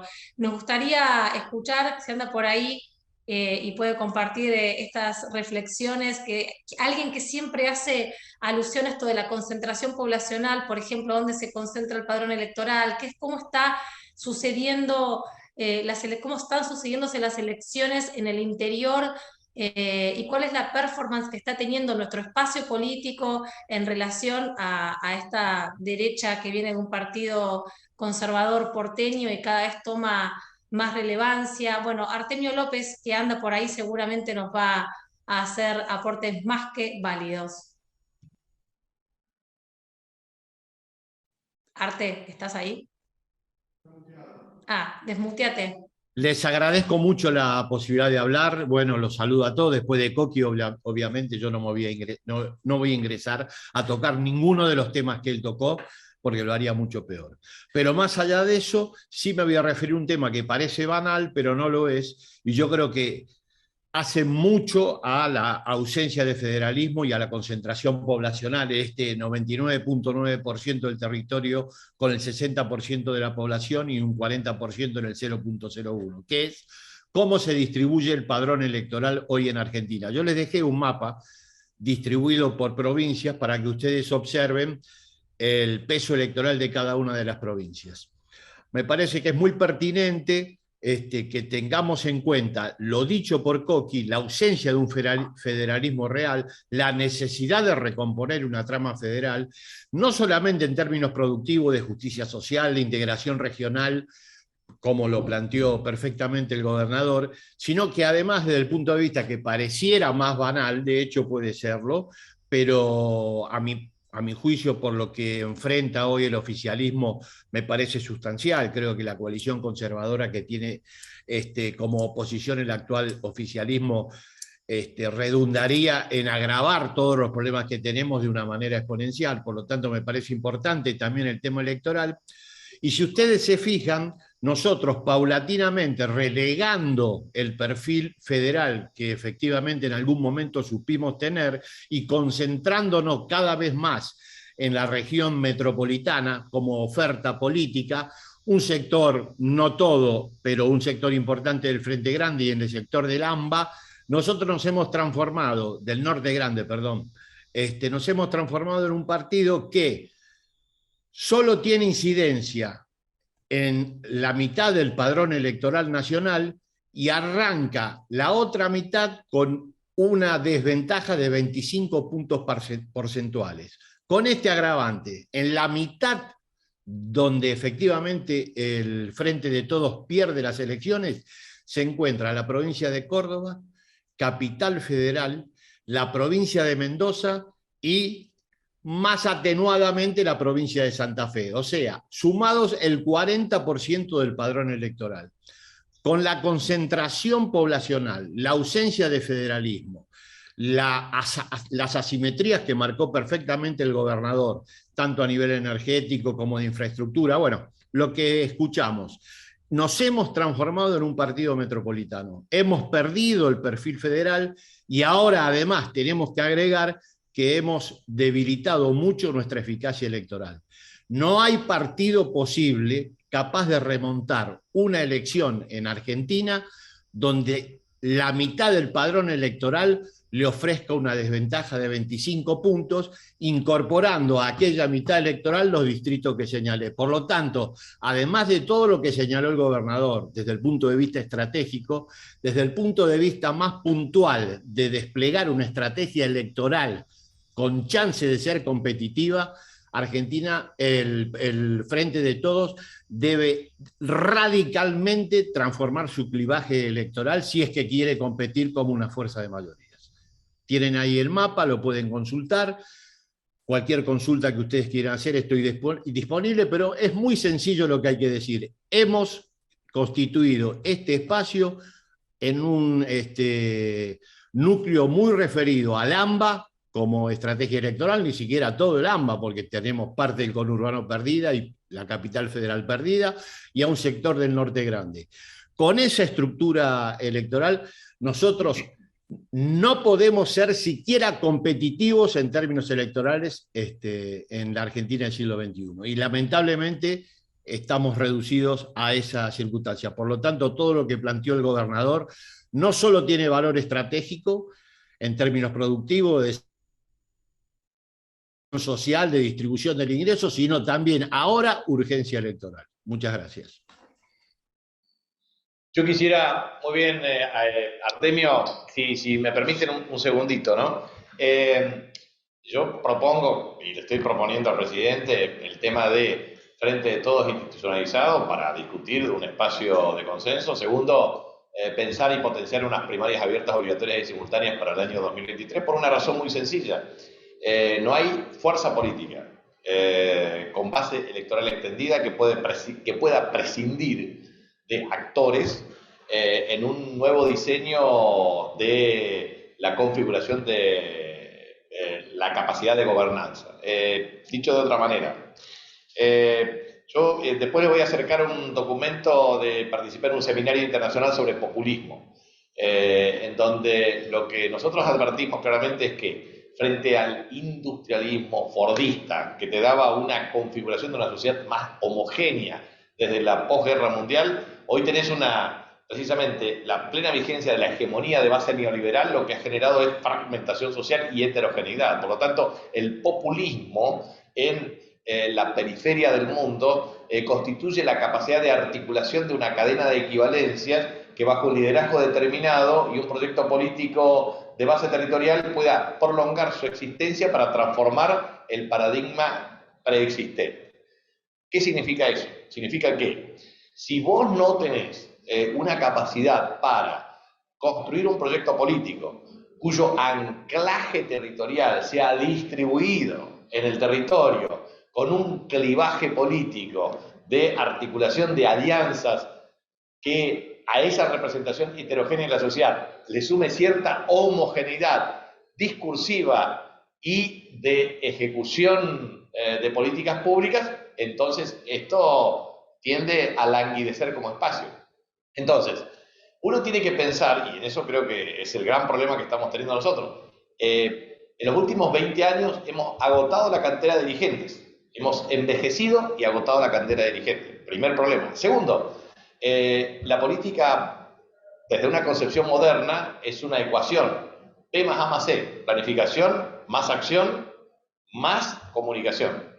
Si nosotros no entendemos que los tres están al mismo nivel, estamos realmente fuera de competencia. Entonces, mi planteo es, nosotros necesitamos recrear el concepto peronista tradicional de la planificación, o sea, plan quinquenal, etcétera, etcétera, primer plan quinquenal, segundo plan quinquenal, planificación estratégica situacional en el enfoque de Carlos Matus, para decir lo siguiente: si no planificamos, no podemos hacer. Si no hacemos, tenemos dificultades para comunicar. Entonces, en lo que estamos en gestión tenemos que tener planificación, gestión y comunicación, pero a su vez hay que entender el concepto más elemental de la política. La política es un procedimiento secuencial. Ojos que no ven, corazón que no siente. Si un dirigente político no conoce el territorio que va a gobernar, entonces no lo siente como suyo. Entonces, si ese dirigente no conoce el territorio, no conoce a sus actores, que son la gente que vive con sus problemas.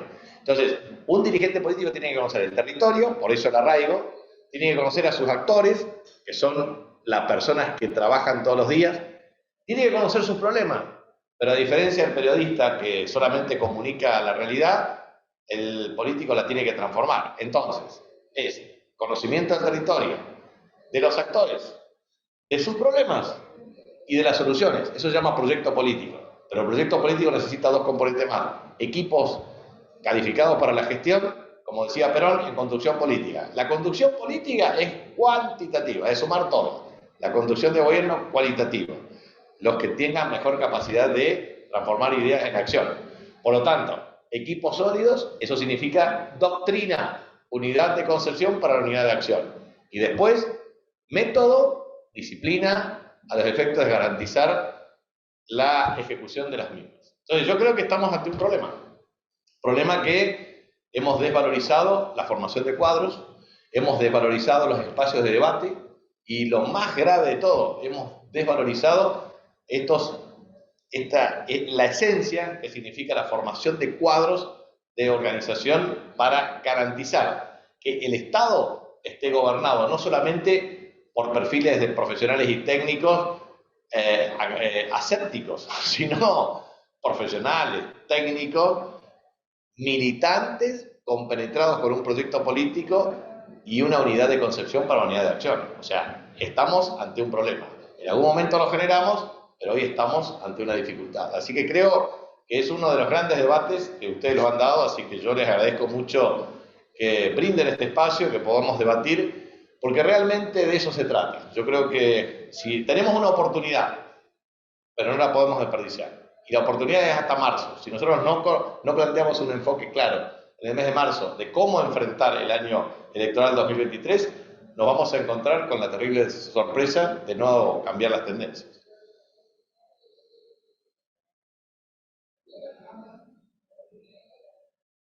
Comparto plenamente, Coqui. Bueno, ahora le doy la palabra a María Alicia Haye. Ella es... Yo tengo ya un compromiso, pero no sé si podemos cerrar en una o dos y así ya cerramos. Si les parece, y mil disculpas por este tiempo. Perdón, antes de que se vaya Coqui, de liberarlo, y te agradecemos, Coqui, por haberte tomado el tiempo de conversar con nosotros. Ya lo has hecho en otras oportunidades, lo cual habla de tus cualidades personales, que no es un dato menor, más bien lo contrario. Para nosotros esos son los valores que tanto se habla, ¿no? De valores, pero que muchas veces se explica cuáles son esos valores. Y para nosotros la generosidad, la humildad de tomarte el tiempo, de reunirte con nosotros cuando estás con una agenda inmensa, porque la conozco, y además otro de los valores que a vos te caracteriza y que para mí es maravilloso y lo quiero destacar, es tu compromiso militante territorial, porque vos has sido gobernador de la provincia de Chaco en dos oportunidades, en dos circunstancias donde no solamente tuviste una competencia feroz en esa provincia, sino que además has generado una gestión en esos dos periodos absolutamente revolucionaria en términos históricos y de todo lo que vos has planificado y considerado, principalmente en cuanto a acceso a derechos. Luego de eso fuiste en el peor momento de nuestro gobierno durante la etapa final del mandato de Cristina, el peor momento porque había muerto Néstor, porque veníamos con bastante conflictividad desde el establishment hacia nuestro frente político y también con rupturas internas que formaban parte original del Frente para la Victoria. Vos te pusiste al frente y además en un momento donde la salud de Cristina estaba complicada y no pusiste absolutamente ningún reparo, pusiste la cara, todas las mañanas tratabas de manejar una línea y definir una agenda, fuiste atacado violentamente, como pocos de los nuestros, y después de ese episodio te fuiste a militar el territorio municipal de Resistencia para recuperarlo, porque estaba en manos de la oposición y de referentes importantes de la oposición. Lo ganaste en una lucha, en una hazaña monumental. Gobernaste y te vimos hasta podando los árboles en momentos de tormentas y de problemas propios de higiene urbana, y vos estabas poniendo el cuerpo ahí. Y luego de eso volviste a dar la pelea por la provincia del Chaco. Hoy estás en ese lugar, diste vuelta una elección imposible, y además te pusiste al frente de las provincias del NEA y del NOA, donde no solamente gobernadores de nuestra fuerza política, sino también adversarios te eligieron como representante, más allá de que ahora acaba de otorgarse la presidencia al compañero gobernador de la provincia de Santiago del Estero. Pero además de eso, y otra cosa que me gustaría destacar antes que te vayas, para todos nosotros y todas nosotras,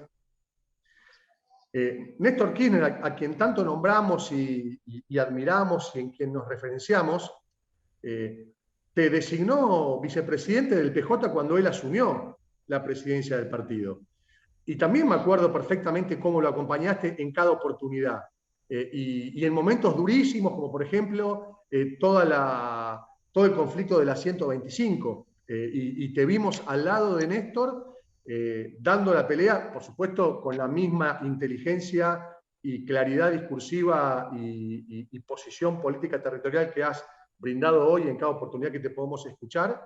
Y no es casualidad que Néstor te haya puesto en ese lugar. No es casualidad que en Chaco, cuando también Néstor convocó a un encuentro del PJ Nacional, habló de construir un largo plazo de gobierno del peronismo para justamente lograr revertir esas asimetrías.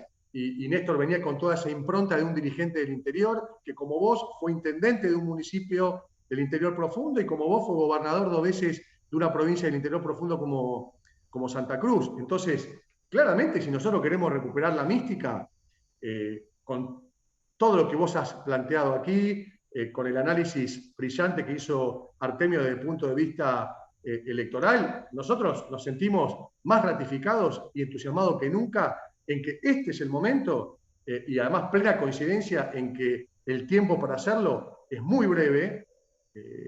Yo por ahí tenía una visión un poquito más larga que iba hasta mediados del 2022, pero ciertamente si nosotros en marzo no fijamos claramente una agenda, una metodología, una estrategia de gestión, de debate, de proyecto político y de discusión respecto a nuestros representantes y los próximos líderes, no solamente vamos a caer en una situación muy compleja de representatividad para nuestra base electoral, sino que además vamos a generar un conflicto inmenso para la Argentina, porque la prueba que observamos en los 4 años de macrismo se va a consolidar, y corremos el riesgo de que nos pase lo que sucedió después de Frondizi, donde el peronismo tuvo proscrito 18 años, y con eso se terminó de consolidar un modelo en el siglo XX que obviamente profundizó todas estas distorsiones, asimetrías y desigualdades que vos has planteado. Así que nosotros, y yo te lo he dicho personalmente, Coqui, y cuando digo nosotros no me refiero tampoco a todos los compañeros y compañeras de Movimiento Arraigo, porque no lo hemos hablado, pero desde lo personal y con coincidencias que tenemos entre muchos de los que hoy estamos aquí, la verdad que tenemos mucha expectativa respecto a tu rol en esto, Coqui, mucha, porque sos el único que está poniendo una agenda que habla de lo federal, que habla del arraigo, que habla de lo territorial, que habla de cuestiones estratégicas de la generación de riqueza, que tiene claro el diagnóstico, pero también la salida. Así que vamos a insistirte mucho para que te pongas al frente de llevar adelante esta discusión con la lealtad que además a vos te caracteriza, que siempre te ha caracterizado, de decir las cosas sin que eso signifique ningún tipo de fragmentación puertas adentro de nuestro frente, sino todo lo contrario, buscando la consolidación, la fortaleza y la profundización de nuestro frente para que sea sostenible en el corto, en el mediano y en el largo plazo. Así que nada mejor para nosotros que poder despedir el año con tu presencia aquí. Te agradecemos, te liberamos y nosotros nos quedamos un ratito más siguiendo con el encuentro que teníamos previsto. Bueno, muchísimas gracias, Paco, muchísimas gracias, compañeros, compañeras. Para mí ha sido un gran gusto. La verdad que siempre el tiempo es tirano. Si les parece, podemos hacer una nueva vuelta en enero, que uno puede tener, yo voy a estar acá activo, y por ahí nos podemos convocar o físicamente o también a través de este medio, pero me parece que esas son cuestiones para seguir profundizando. Así que muchísimas gracias, un gran abrazo, muy feliz Nochebuena, Navidad y un gran año 2022. Igualmente para vos, Coqui, querido, abrazo grande. Gracias, un abrazo. Bueno, sigamos nosotros, lean Ana Laura. Excelentes palabras, Paco. Bueno, ahora en la lista de oradores sigue María Alicia Halle. Ella compañera es abogada, es militante peronista, es de Coronel Dorrego, actualmente es concejala en Coronel Dorrego, un distrito del sudeste bonaerense que sufre particularmente el fenómeno de desarraigo. Así que, Alicia, te paso la palabra. Bueno, ¿qué tal? Buenas tardes a todos y todas. La verdad que es un gusto estar participando de este encuentro. Mi agradecimiento por la invitación. La verdad que es muy importante compartir y poder analizar estos conceptos que considero que cuando hablamos de federalismo no nos damos el tiempo. En la Argentina siempre vivimos con urgencia, entonces no nos damos el tiempo para poder analizar todos estos conceptos que son tan interesantes. Sumamente enriquecedor por la inteligencia, la convicción, el conocimiento que tiene el gobernador Capitanich. La verdad que sumamente enriquecedor, comparto muchísimo de los conceptos, considero que sí estamos en un momento en que necesitamos hacer una modificación de nuestra Carta Magna. Falta voluntad política, quizás nos tenemos que poner todos de acuerdo y tener la voluntad política de poder hacerlo. Como así también el tema que ahora se ha instalado en la capital, creo que también son temas que nos debemos replantear para poder profundizar este federalismo. Y por supuesto me ha parecido muy interesante el análisis que ha hecho Artemio. Bueno, Artemio lo sigo por los medios porque la verdad que es maravilloso, son los análisis políticos que hace, siempre así certeros, y me gusta por la contundencia de cómo habla Artemio, así que es un gusto poder compartir acá este espacio, que considero que está en nosotros este tema de elecciones. Nosotros mismos, y lo debo decir aquí, que me encanta estar con tantos compañeros y compañeras, que nosotros mismos nos hemos puesto limitaciones en nuestro propio espacio. Yo misma, este tema de las últimas elecciones, en el cual nosotros mismos nos pusimos limitaciones a quienes podían participar y quienes no, que siguiendo esa unidad, algunos compañeros no pudieron presentar sus listas, la verdad que fue muy negativo, y así se vio el resultado. A mí me pasó, que lo comento, yo tuve que ir con lista corta, porque no compartía a quien iba con la unidad, y todo eso nosotros no lo podemos permitir dentro de un frente, y participando y siendo, no sé, militantes desde siempre de un partido que justamente lo que busca es la participación. Cuanto más participemos, pero por supuesto que vamos a tener mejores resultados. La verdad que así, lo veo en cantidad de partidos, no sé, como Pringles, que no pudieron presentar sus boletas, no pudieron participar, también en Bahía Blanca, que hubo también quienes no pudieron participar. En el caso mío tuve que ir con boleta corta. O sea que, ¿cómo nosotros entre compañeros podemos hacer eso? La verdad que tenemos que replantearnos esas conductas. Pero bueno, fuera de eso, que creo que hemos aprendido después de esto, y que quienes por ahí, decían que no podíamos participar, finalmente ganamos las elecciones, participamos y estamos ya en funciones nuevamente, es sumamente importante hablar sobre este tema del arraigo.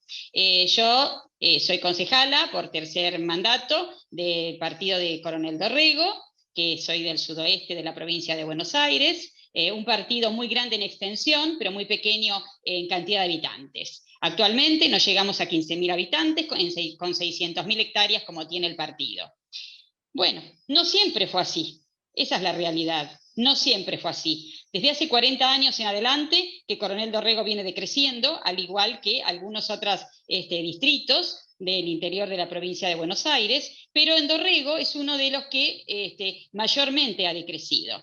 Leí con detenimiento un trabajo que ha hecho aquí el compañero Leandro Nievas, que me lo facilitó, en donde hice una comparación de los partidos, y Dorrego es uno de los que más ha perdido a lo largo del tiempo. Razones, bueno, sí, hay muchas razones, entre ellas que hace más de 20 años que somos gobernados por radicales, y bueno, luego amarillos, Cambiemos, ahora juntos, y tenemos que luchar porque eso se cambie. Y yo creo que la forma de gobernar, la ideología que ha tenido el radicalismo dorreguense, sumamente conservador, en donde quiere que todo esté prolijito, empaquetado, y que nada cambie, que no venga nadie de afuera, y que todos estemos quietitos, hace que, por supuesto, la población, los jóvenes, se tengan que ir porque no tienen oportunidades.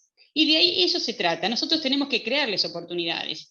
Hoy que tenemos nación y provincia del color político, afín a nosotros, que somos peronistas, que tenemos una mirada muy distinta de movilidad, de inclusión, de crecimiento, tenemos que aprovecharlo. Para mí es maravilloso ser concejal y tener nación y provincia compartiendo la ideología, ya que creo que tengo la posibilidad de poder dar herramientas para que quienes habitamos aquí en Coronel Dorrego, y que tenemos que irnos, lamentablemente, porque todos nuestros chicos se van porque no encuentran oportunidades, podamos facilitarlas. Este tema del arraigo es sumamente interesante. La verdad que tuve la suerte de haber conocido a Francisco Durañona en el transcurso de este año, y por esa posibilidad de estar integrando aquí, estar hoy junto a ustedes, en donde, tenemos que analizarlo y tenemos que crear las condiciones. Fundamentalmente,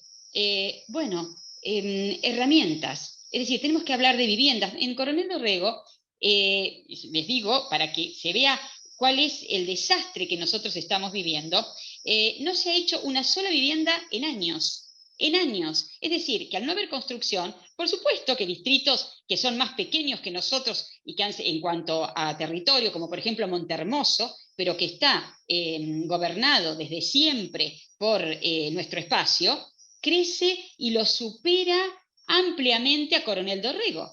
Montehermoso pertenecía a Dorrego, se independiza y actualmente es muchísimo más pujante que Dorrego, a quien pertenecía. ¿Pero eso por qué? Por la visión que tienen, por el trabajo.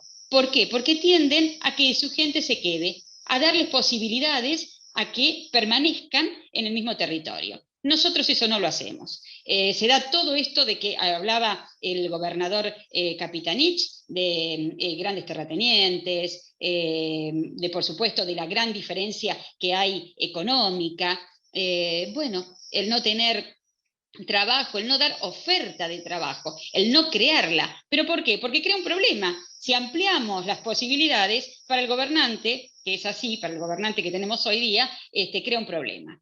No me quiero extender, en realidad el tema del arraigo lo debemos trabajar en nuestros distritos pequeños. Nosotros tenemos localidades dentro del partido de Coronel Dorrego, muy pequeñas que son rurales exclusivamente. Tenemos una localidad que el otro día cumplió 110 años, que es la localidad de Faro, en la cual me sorprendió que se han instalado, hay muy poquitas personas, cerca de 30 y pico, 40 personas, pero se han instalado familias jóvenes, familias jóvenes que hacen huerta, que crían animales en pequeñas superficies, que hacen artesanías, que hacen también, generan alimentos. Por eso también coincido totalmente con Clara que una de las formas de incentivar y de alimentar el federalismo y desarrollarlo es por la industria alimenticia. Totalmente de acuerdo. El otro día, y todo este tiempo que yo recorro las pequeñas localidades de mi distrito, he podido ver eso. Verdaderamente tenemos también que, para que estos jóvenes que tienen sus familias, que tienen sus niños, que le dan matrícula a las escuelas, que no se cierren las escuelas rurales, pero tenemos que darles posibilidades. También me pareció muy interesante que está en Diputados, que es el proyecto de Francisco, que nosotros sacamos un proyecto de resolución este año acompañándolo, que es el programa de atención integral de la salud en pequeñas localidades. Súper importante, fue aprobado en Senado y tiene que ser aprobado en Diputados. Nosotros lo apoyamos, así que, esperemos que los consejos deliberantes también lo sigan apoyando, porque la verdad que también se necesita todo esto de la salud, que es muy difícil en el interior, en localidades que están muy distantes de los centros de salud y que necesitan, por supuesto, de atención. Hay mucho por hacer, mantengámonos en contacto, maravilloso el encuentro, sumamente enriquecedor, y muchísimas gracias por este encuentro. Gracias a todos y todas. Y felices fiestas, feliz año, feliz Navidad. Nos vemos. Muchas gracias, Alicia, por tu experiencia, por tus palabras. Y ya fuiste por el consejo, ahora hay que ir por la intendencia, Pedro Dorrego, paso a paso. Paso a paso, despacito. Ahora le vamos a dar la palabra a otra compañeraza, a Moira Goldenhorn. Moira es una compañera que es abogada, escribana, militante peronista, y es de la ciudad de Azul, del centro de la provincia de Buenos Aires. Moira, todo tuyo. Bueno, compañero, gracias. En realidad no soy de Azul, sino que al igual que las familias que mencionaba recién la compañera María Alicia, hace ya casi 10 años elegimos irnos de Buenos Aires, de donde pasé la mayor parte del tiempo, sobre todo laboral, estudiando y trabajando en los comienzos de la profesión vinculados al Estado Nacional. Hicimos esa opción de venir al interior buscando fundamentalmente calidad de vida. Por eso para mí es necesario seguir militando el arraigo y reforzar el compromiso militante, ampliando quizás la perspectiva. Digo, para no abundar, ni ir con el tiempo, y además Coqui magistralmente habló de muchos temas que hemos tocado y que pensamos todos. insistir en el arraigo quizás como perspectiva, ¿no? Para el desarrollo local, o sea, no meramente mencionar el arraigo, bueno, son determinados temas de agenda del arraigo, sino, como bien Coqui marcaba, ese recorrido histórico, o sea, salir de la noción centralista y extractivista con que se fundó el país, la vieja y única nación argentina, por una concepción más plural y tendiente al desarrollo armónico de todas las personas, ¿no? Incluso me quedaba también con la necesidad de seguir el diálogo y profundizar el diálogo que antecede al contrato social, que lo estamos teniendo en este momento varios en cuenta, porque nuestra Constitución también nacional actúa muchas veces como freno al desarrollo federal real, ¿no? Seguimos teniendo una Constitución de 1850, ¿no? Que además había sido transformada por el gobierno popular, o sea, ampliando la base de representación,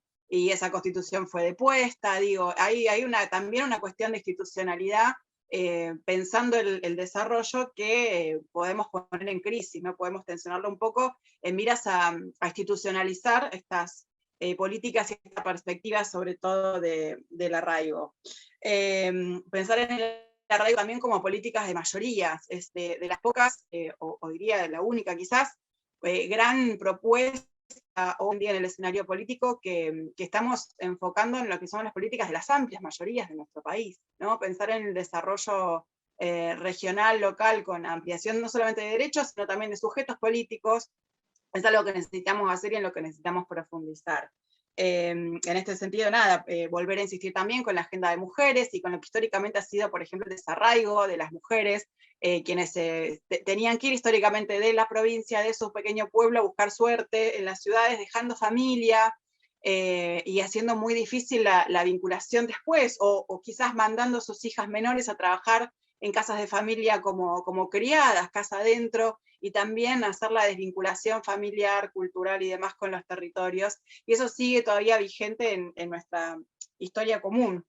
Entonces pensar en el arraigo como una herramienta política efectiva, o sea, para poder hacer efectivos todos estos cambios que en algún momento supimos tener como pueblo argentino, situados en el día de hoy, ¿no es cierto? Bueno, nada, compartir esas palabras y reforzar el compromiso de la militancia, agradecer el espacio, agradecer la maravillosa participación de Coqui y Paco, la verdad que siempre ahí donde tiene que estar la nota. Nada, desearles un feliz fin de año, felices fiestas junto a la familia, y la verdad que sí, reforzar lo que nos queda de verano para sentar bases de lo que necesitamos estos próximos 2 años para poder continuar con la propuesta de gobierno nacional y popular que hoy necesitamos. Gracias, compañeros. Muchas gracias, Moira. Y bien, seguimos en el orden. Ahora le voy a dar la palabra al compañero Ramón Cioccioni. Ramón es legislador provincial de Río Negro. Cioccioni, después me decís que me corregís. Ramón es legislador provincial de Río Negro, compañero peronista, médico, rescatista, y si no me falla, estuviste en la cima, Ramón, porque dice que sos montañista, que estuviste en el Everest también. Así que bueno, Ramón, te dejo la palabra a vos. Gracias, Leandro. Sí, Ramón Cioccioni, ¿cómo están? Buenas tardes, buenas noches a esta altura. La verdad que un placer escucharlos a todos los que hablaron antes que yo. Bueno, Coqui es, no sé cómo decirlo, aluvional, es muy difícil, tira tantas cosas que uno, digo, la cabeza va queriendo cambiar y acomodar lo que uno quería decir y se siente una cosita no tan chiquita. Me imagino que le pasó lo que hablaron antes que yo. Por suerte ya quizás algo se olvidaron de lo que habló Coqui. De todas maneras, lo que yo diga seguro que entra en los conceptos, porque Coqui abarcó todo. Digo, creo que lo dijo con un gran angular.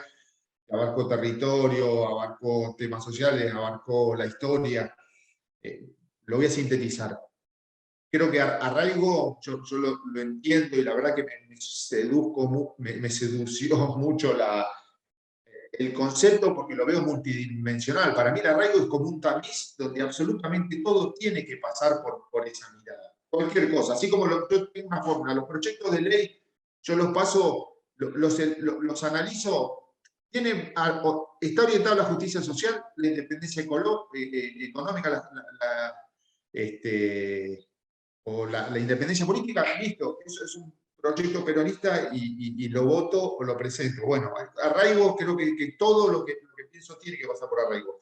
Y principalmente el proceso que debemos hacer en la elección de los candidatos que van a representar nuestro proyecto político. Esto lo digo con el dolor de participar de una provincia, Río Negro, donde es la primera vez desde el año 83 que en alguna de las elecciones legislativas no hemos logrado hacer ingresar un diputado nacional al Congreso.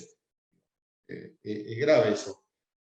Después, otro concepto, y me parece que tiene que tener dos cosas, por supuesto, como decía Coqui, tenemos que tener dirigentes homogéneos que logren representar un proyecto federal amplio, pero también tiene que tener las características locales.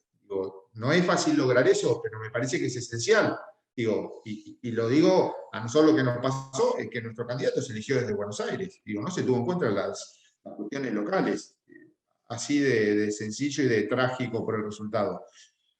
El arraigo tiene la contracara, que es el desarraigo. Yo vivo en Bariloche. Bariloche es una ciudad que tiene un crecimiento el doble de la media nacional, ronda el 2,2-2,4% anual, ¿no? Cuando creo que es, está Leandro ahí, pero 1,1% creo que es la media nacional. Pero por supuesto, ¿qué pasa? Hay pueblitos, sobre todo en las zonas de la línea sur, lo que llamamos la estepa patagónica, que están decreciendo. Son personas preparadas para una agricultura, para una economía basada en la agricultura familiar, agropecuaria, y cuando pierden ese arraigo y tienen que mudarse a la ciudad, esas herramientas las pierden porque no las pueden usar y no pueden insertarse en la economía. Entonces, creo que acá hay un trabajo importante del Estado para que colabore en sostener esas economías para la producción, para el acceso a la tierra, y después las cadenas logísticas, porque sí los mercados son las grandes ciudades, ¿no? Bariloche es la vidriera y el gran mercado de toda la línea sur, pero no están los instrumentos adecuados puestos en marcha para lograr esto, ¿no? Y Bariloche tiene un conurbano de pobreza muy importante. Uno cuando viene a Bariloche ve la postal, recorre el lago, pero tenemos una zona de barrios muy grandes, muy poblados, y es la pobreza más dura, la pobreza con frío. Cualquier pobreza es inaceptable, pero en la Patagonia la pobreza es, creo yo, más dura que en otros sectores del país. Y además nos permite, y creo que quiero hablar de otro punto, y para no hacerlo largo, es Bariloche, la política de tener universidades públicas en todas las provincias me parece que es fundamental. Lo digo con dos datos. En Bariloche, con la Universidad de Río Negro, a partir del año que viene vamos a tener medicina. Medicina tiene una deserción enorme en los estudiantes, ¿no? Que ronda el 22, una tasa de egreso del 22%. Cada 100 personas que se anotan, solo 22 se reciben, y esto es un promedio. ¿Sí? La UBA tiene 12, o sea, 12 de cada 100 se reciben, pero hay modelos pedagógicos, que es el que se va a hacer en Bariloche, que son súper interesantes, sin entrar en detalle, que no viene al caso, pero es un poco con el apoyo de la Universidad del Sur, de Bahía Blanca, que tiene una tasa de más del 90% de egreso, ¿no? Y me parece que eso es súper importante, porque evidentemente en esa deserción mucho tiene que ver el desarraigo, el tener que irse tan lejos. Pero por otro lado nos trae otro problema, al menos en medicina el 70% de los que se van a estudiar y se reciben no vuelven. Entonces, también ahí esta política de distribución de universidades en todo el país es importantísima para dar oportunidades. Y por último, y si se puede poner el videíto, yo, mientras lo van ahí poniendo, yo quería mostrar una cuestión que es casi un grotesco, pero como conceptos que a mí me parecen casi revolucionarios, como es el concepto de arraigo y el que discutimos permanentemente, necesita gestiones locales, y a veces las gestiones locales son dificilísimas. Esto que, si lo podemos llegar a ver, es un videíto de una pequeña granja agroecológica en el corazón de Bariloche. Eso que ven al fondo es el Cerro Catedral. Estamos en un cultivo ecológico, es un grupo de productores donde el foco está en vincular la producción con los consumidores. Trabajamos todos en conjunto, nos organizamos para ver qué es lo que producimos para vender, no nos pisamos en las producciones. Tripayantú es un nodo productivo y un nodo de distribución y venta de toda la producción que hay en la red de productores. Producimos hortalizas, aromáticas, hacemos sustratos, ahora empezamos con huevos. Esta cantidad de nodos productivos estamos abasteciendo en Bariloche a 500 familias, calculo que este año vamos a llegar a 700 porque está creciendo muchísimo.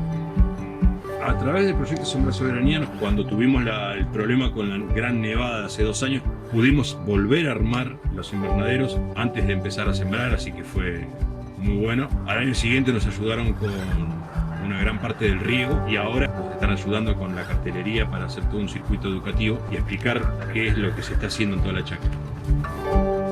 Este proyecto surge por la necesidad de cambiar las cosas. Nosotros conocemos a todos los consumidores. Si yo cosecho un atado de rúcula, yo sé a qué mesa va. Le estoy dando una parte mía. Le voy a dar la rúcula que mejor me sale, porque esa rúcula va a ir a esa mesa y la van a comer sus hijos, su familia, y eso lo sabemos entre todos.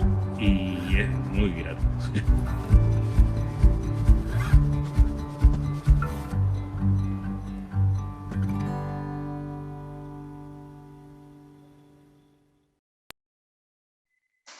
¿Se vio? ¿Se escuchó bien? Esto que es, no sé a ustedes, pero a mí yo lo vi muchas veces y me sigue emocionando, es un proyecto que ocupa un cuarto de hectárea. Esto es una comunidad de un pueblo originario, mapuche, que está en el corazón del ejido municipal de Bariloche. Digo que seguramente muchos no saben que cuando van a esquiar pasan por el costado, ¿sí? Pero este lugar no le puede dar, no cubre la canasta familiar de 2 familias. ¿Por qué digo esto? Porque a pesar del apoyo que tiene, y acá voy con las gestiones locales que son esenciales, tienen agua de una vertiente. El agua de una vertiente que se les acaba en febrero aproximadamente, y es muy poquita y apenas les da para regar un cuarto de hectárea. ¿Sí?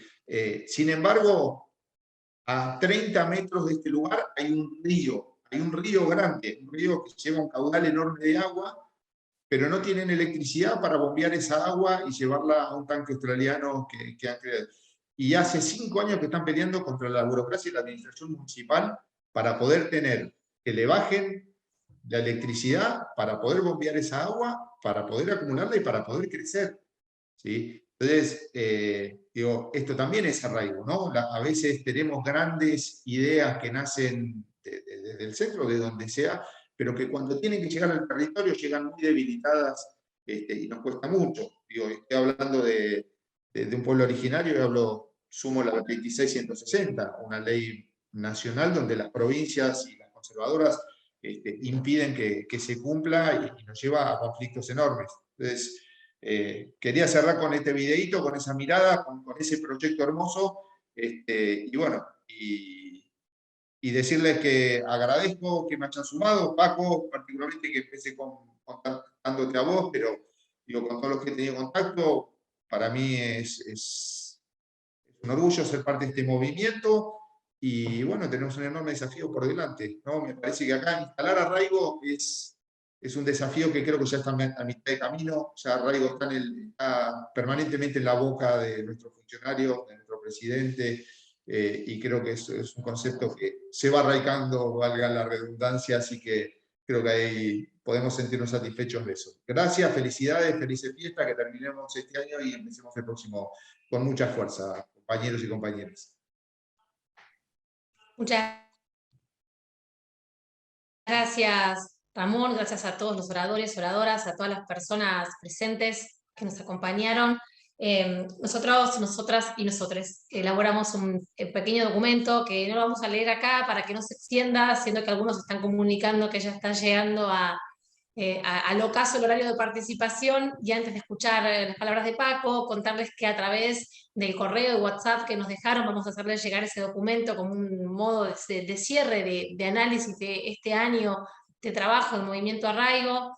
Decirles también que creamos algunas instancias de difusión, grupos de difusión, no grupos de participación. Ya sabemos que todos tenemos detonados los teléfonos debido a la activa participación en grupos que seguramente tenemos como modo de herramienta de trabajo, de militancia y demás, pero sí algunas instancias y canales de difusión para que no nos quedemos afuera de las noticias, de las propuestas y obviamente que pueda haber un feedback de eso, y tener el horizonte cercano de poder entre febrero y marzo hacer un encuentro federal, presencial, donde lo tengamos a Coqui ahí para matarlo a preguntas y para exprimir todos sus aportes y sus conocimientos, y bueno, donde podamos encontrarnos, que es lo que tanto nos gusta. Así que, dicho esto, también los saludo a todos, les deseo felices fiestas. No puedo creer estar diciendo felices fiestas, realmente, que ya se me cayó diciembre en la cabeza como un piano, realmente, haciendo lo que se puede en el mes más demoledor del año.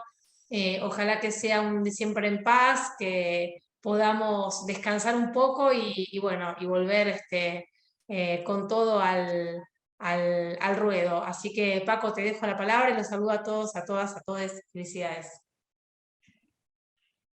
Bueno, gracias, Negra. Simplemente saludarlos. La verdad que me alegra mucho que nos podamos encontrar acá.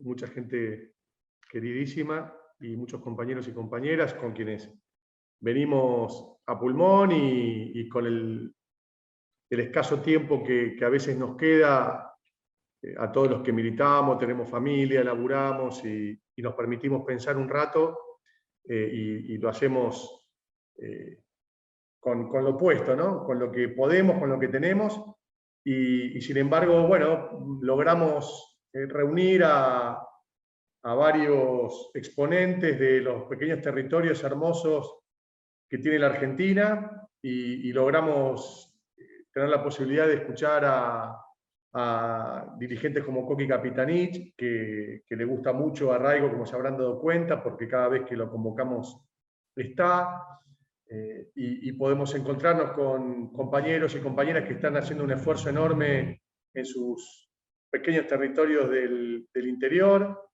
como María Alicia, que dio un testimonio realmente muy característico, ¿no?, de lo que significa la militancia en los territorios del interior, y que está absolutamente invisibilizado, absolutamente. Solo los que, la verdad, somos una inmensa mayoría, y esta es la contradicción, pero solo los que militamos el territorio del interior sabemos lo que eso significa, sabemos la dedicación que eso requiere, la entrega, la capacidad de respuesta permanente a cualquier hora, en cualquier momento, en cualquier lugar, el diferencial que tiene compartir nuestra vida con nuestra comunidad, cosa que es única, y está muy alejada de lo que sucede con los actores y actrices principales y más relevantes y más conocidos de la política nacional y de nuestra fuerza.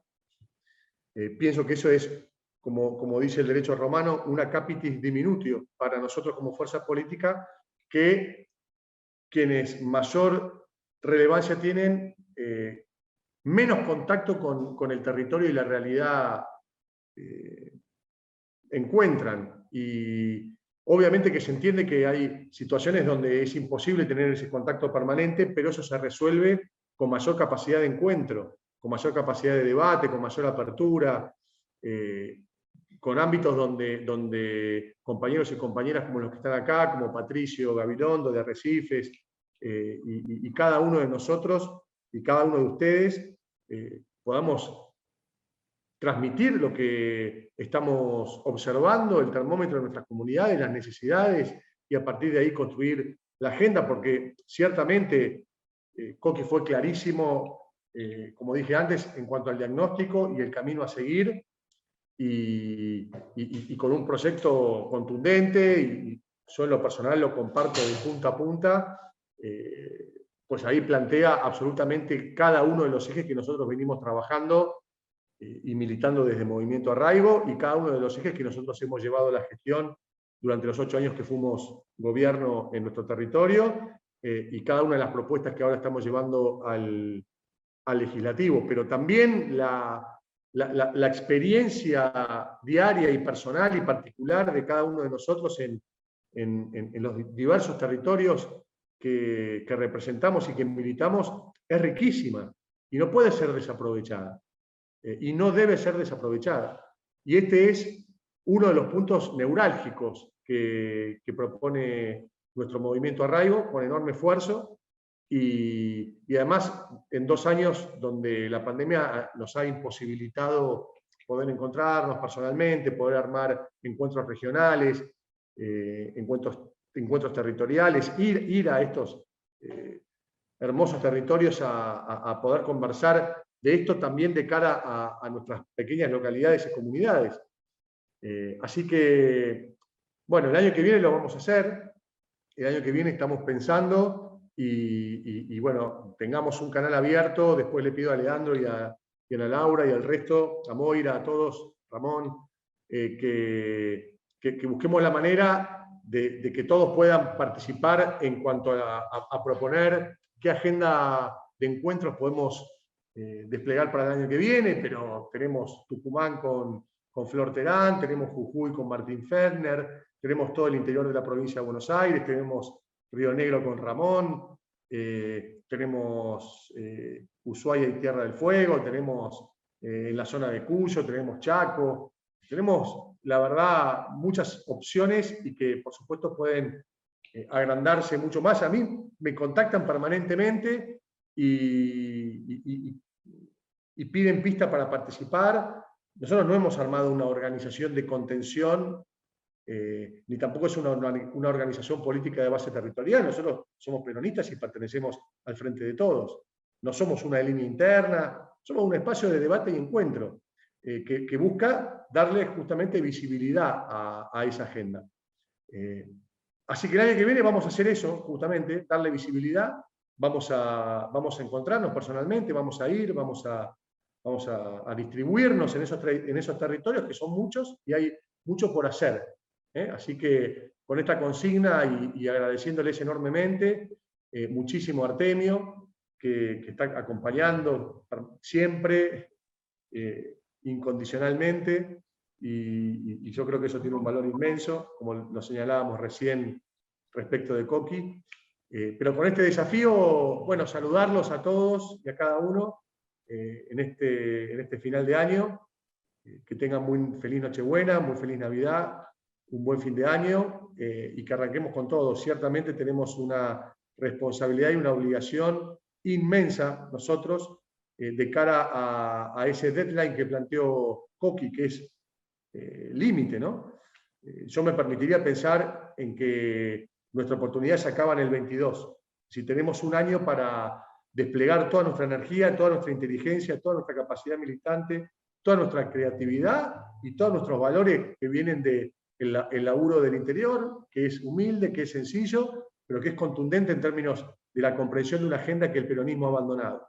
Así que, bueno, las fiestas brindemos por eso, entre todas las cosas que cada uno tendrá por brindar, y que nos dé mucha fuerza y mucha energía para encarar un 22 que sea definitivamente la bisagra para que nuestro movimiento de arraigo logre insertar definitivamente esta temática en nuestra agenda, que es absolutamente imprescindible. Un gran abrazo y muchísimas gracias por acompañar.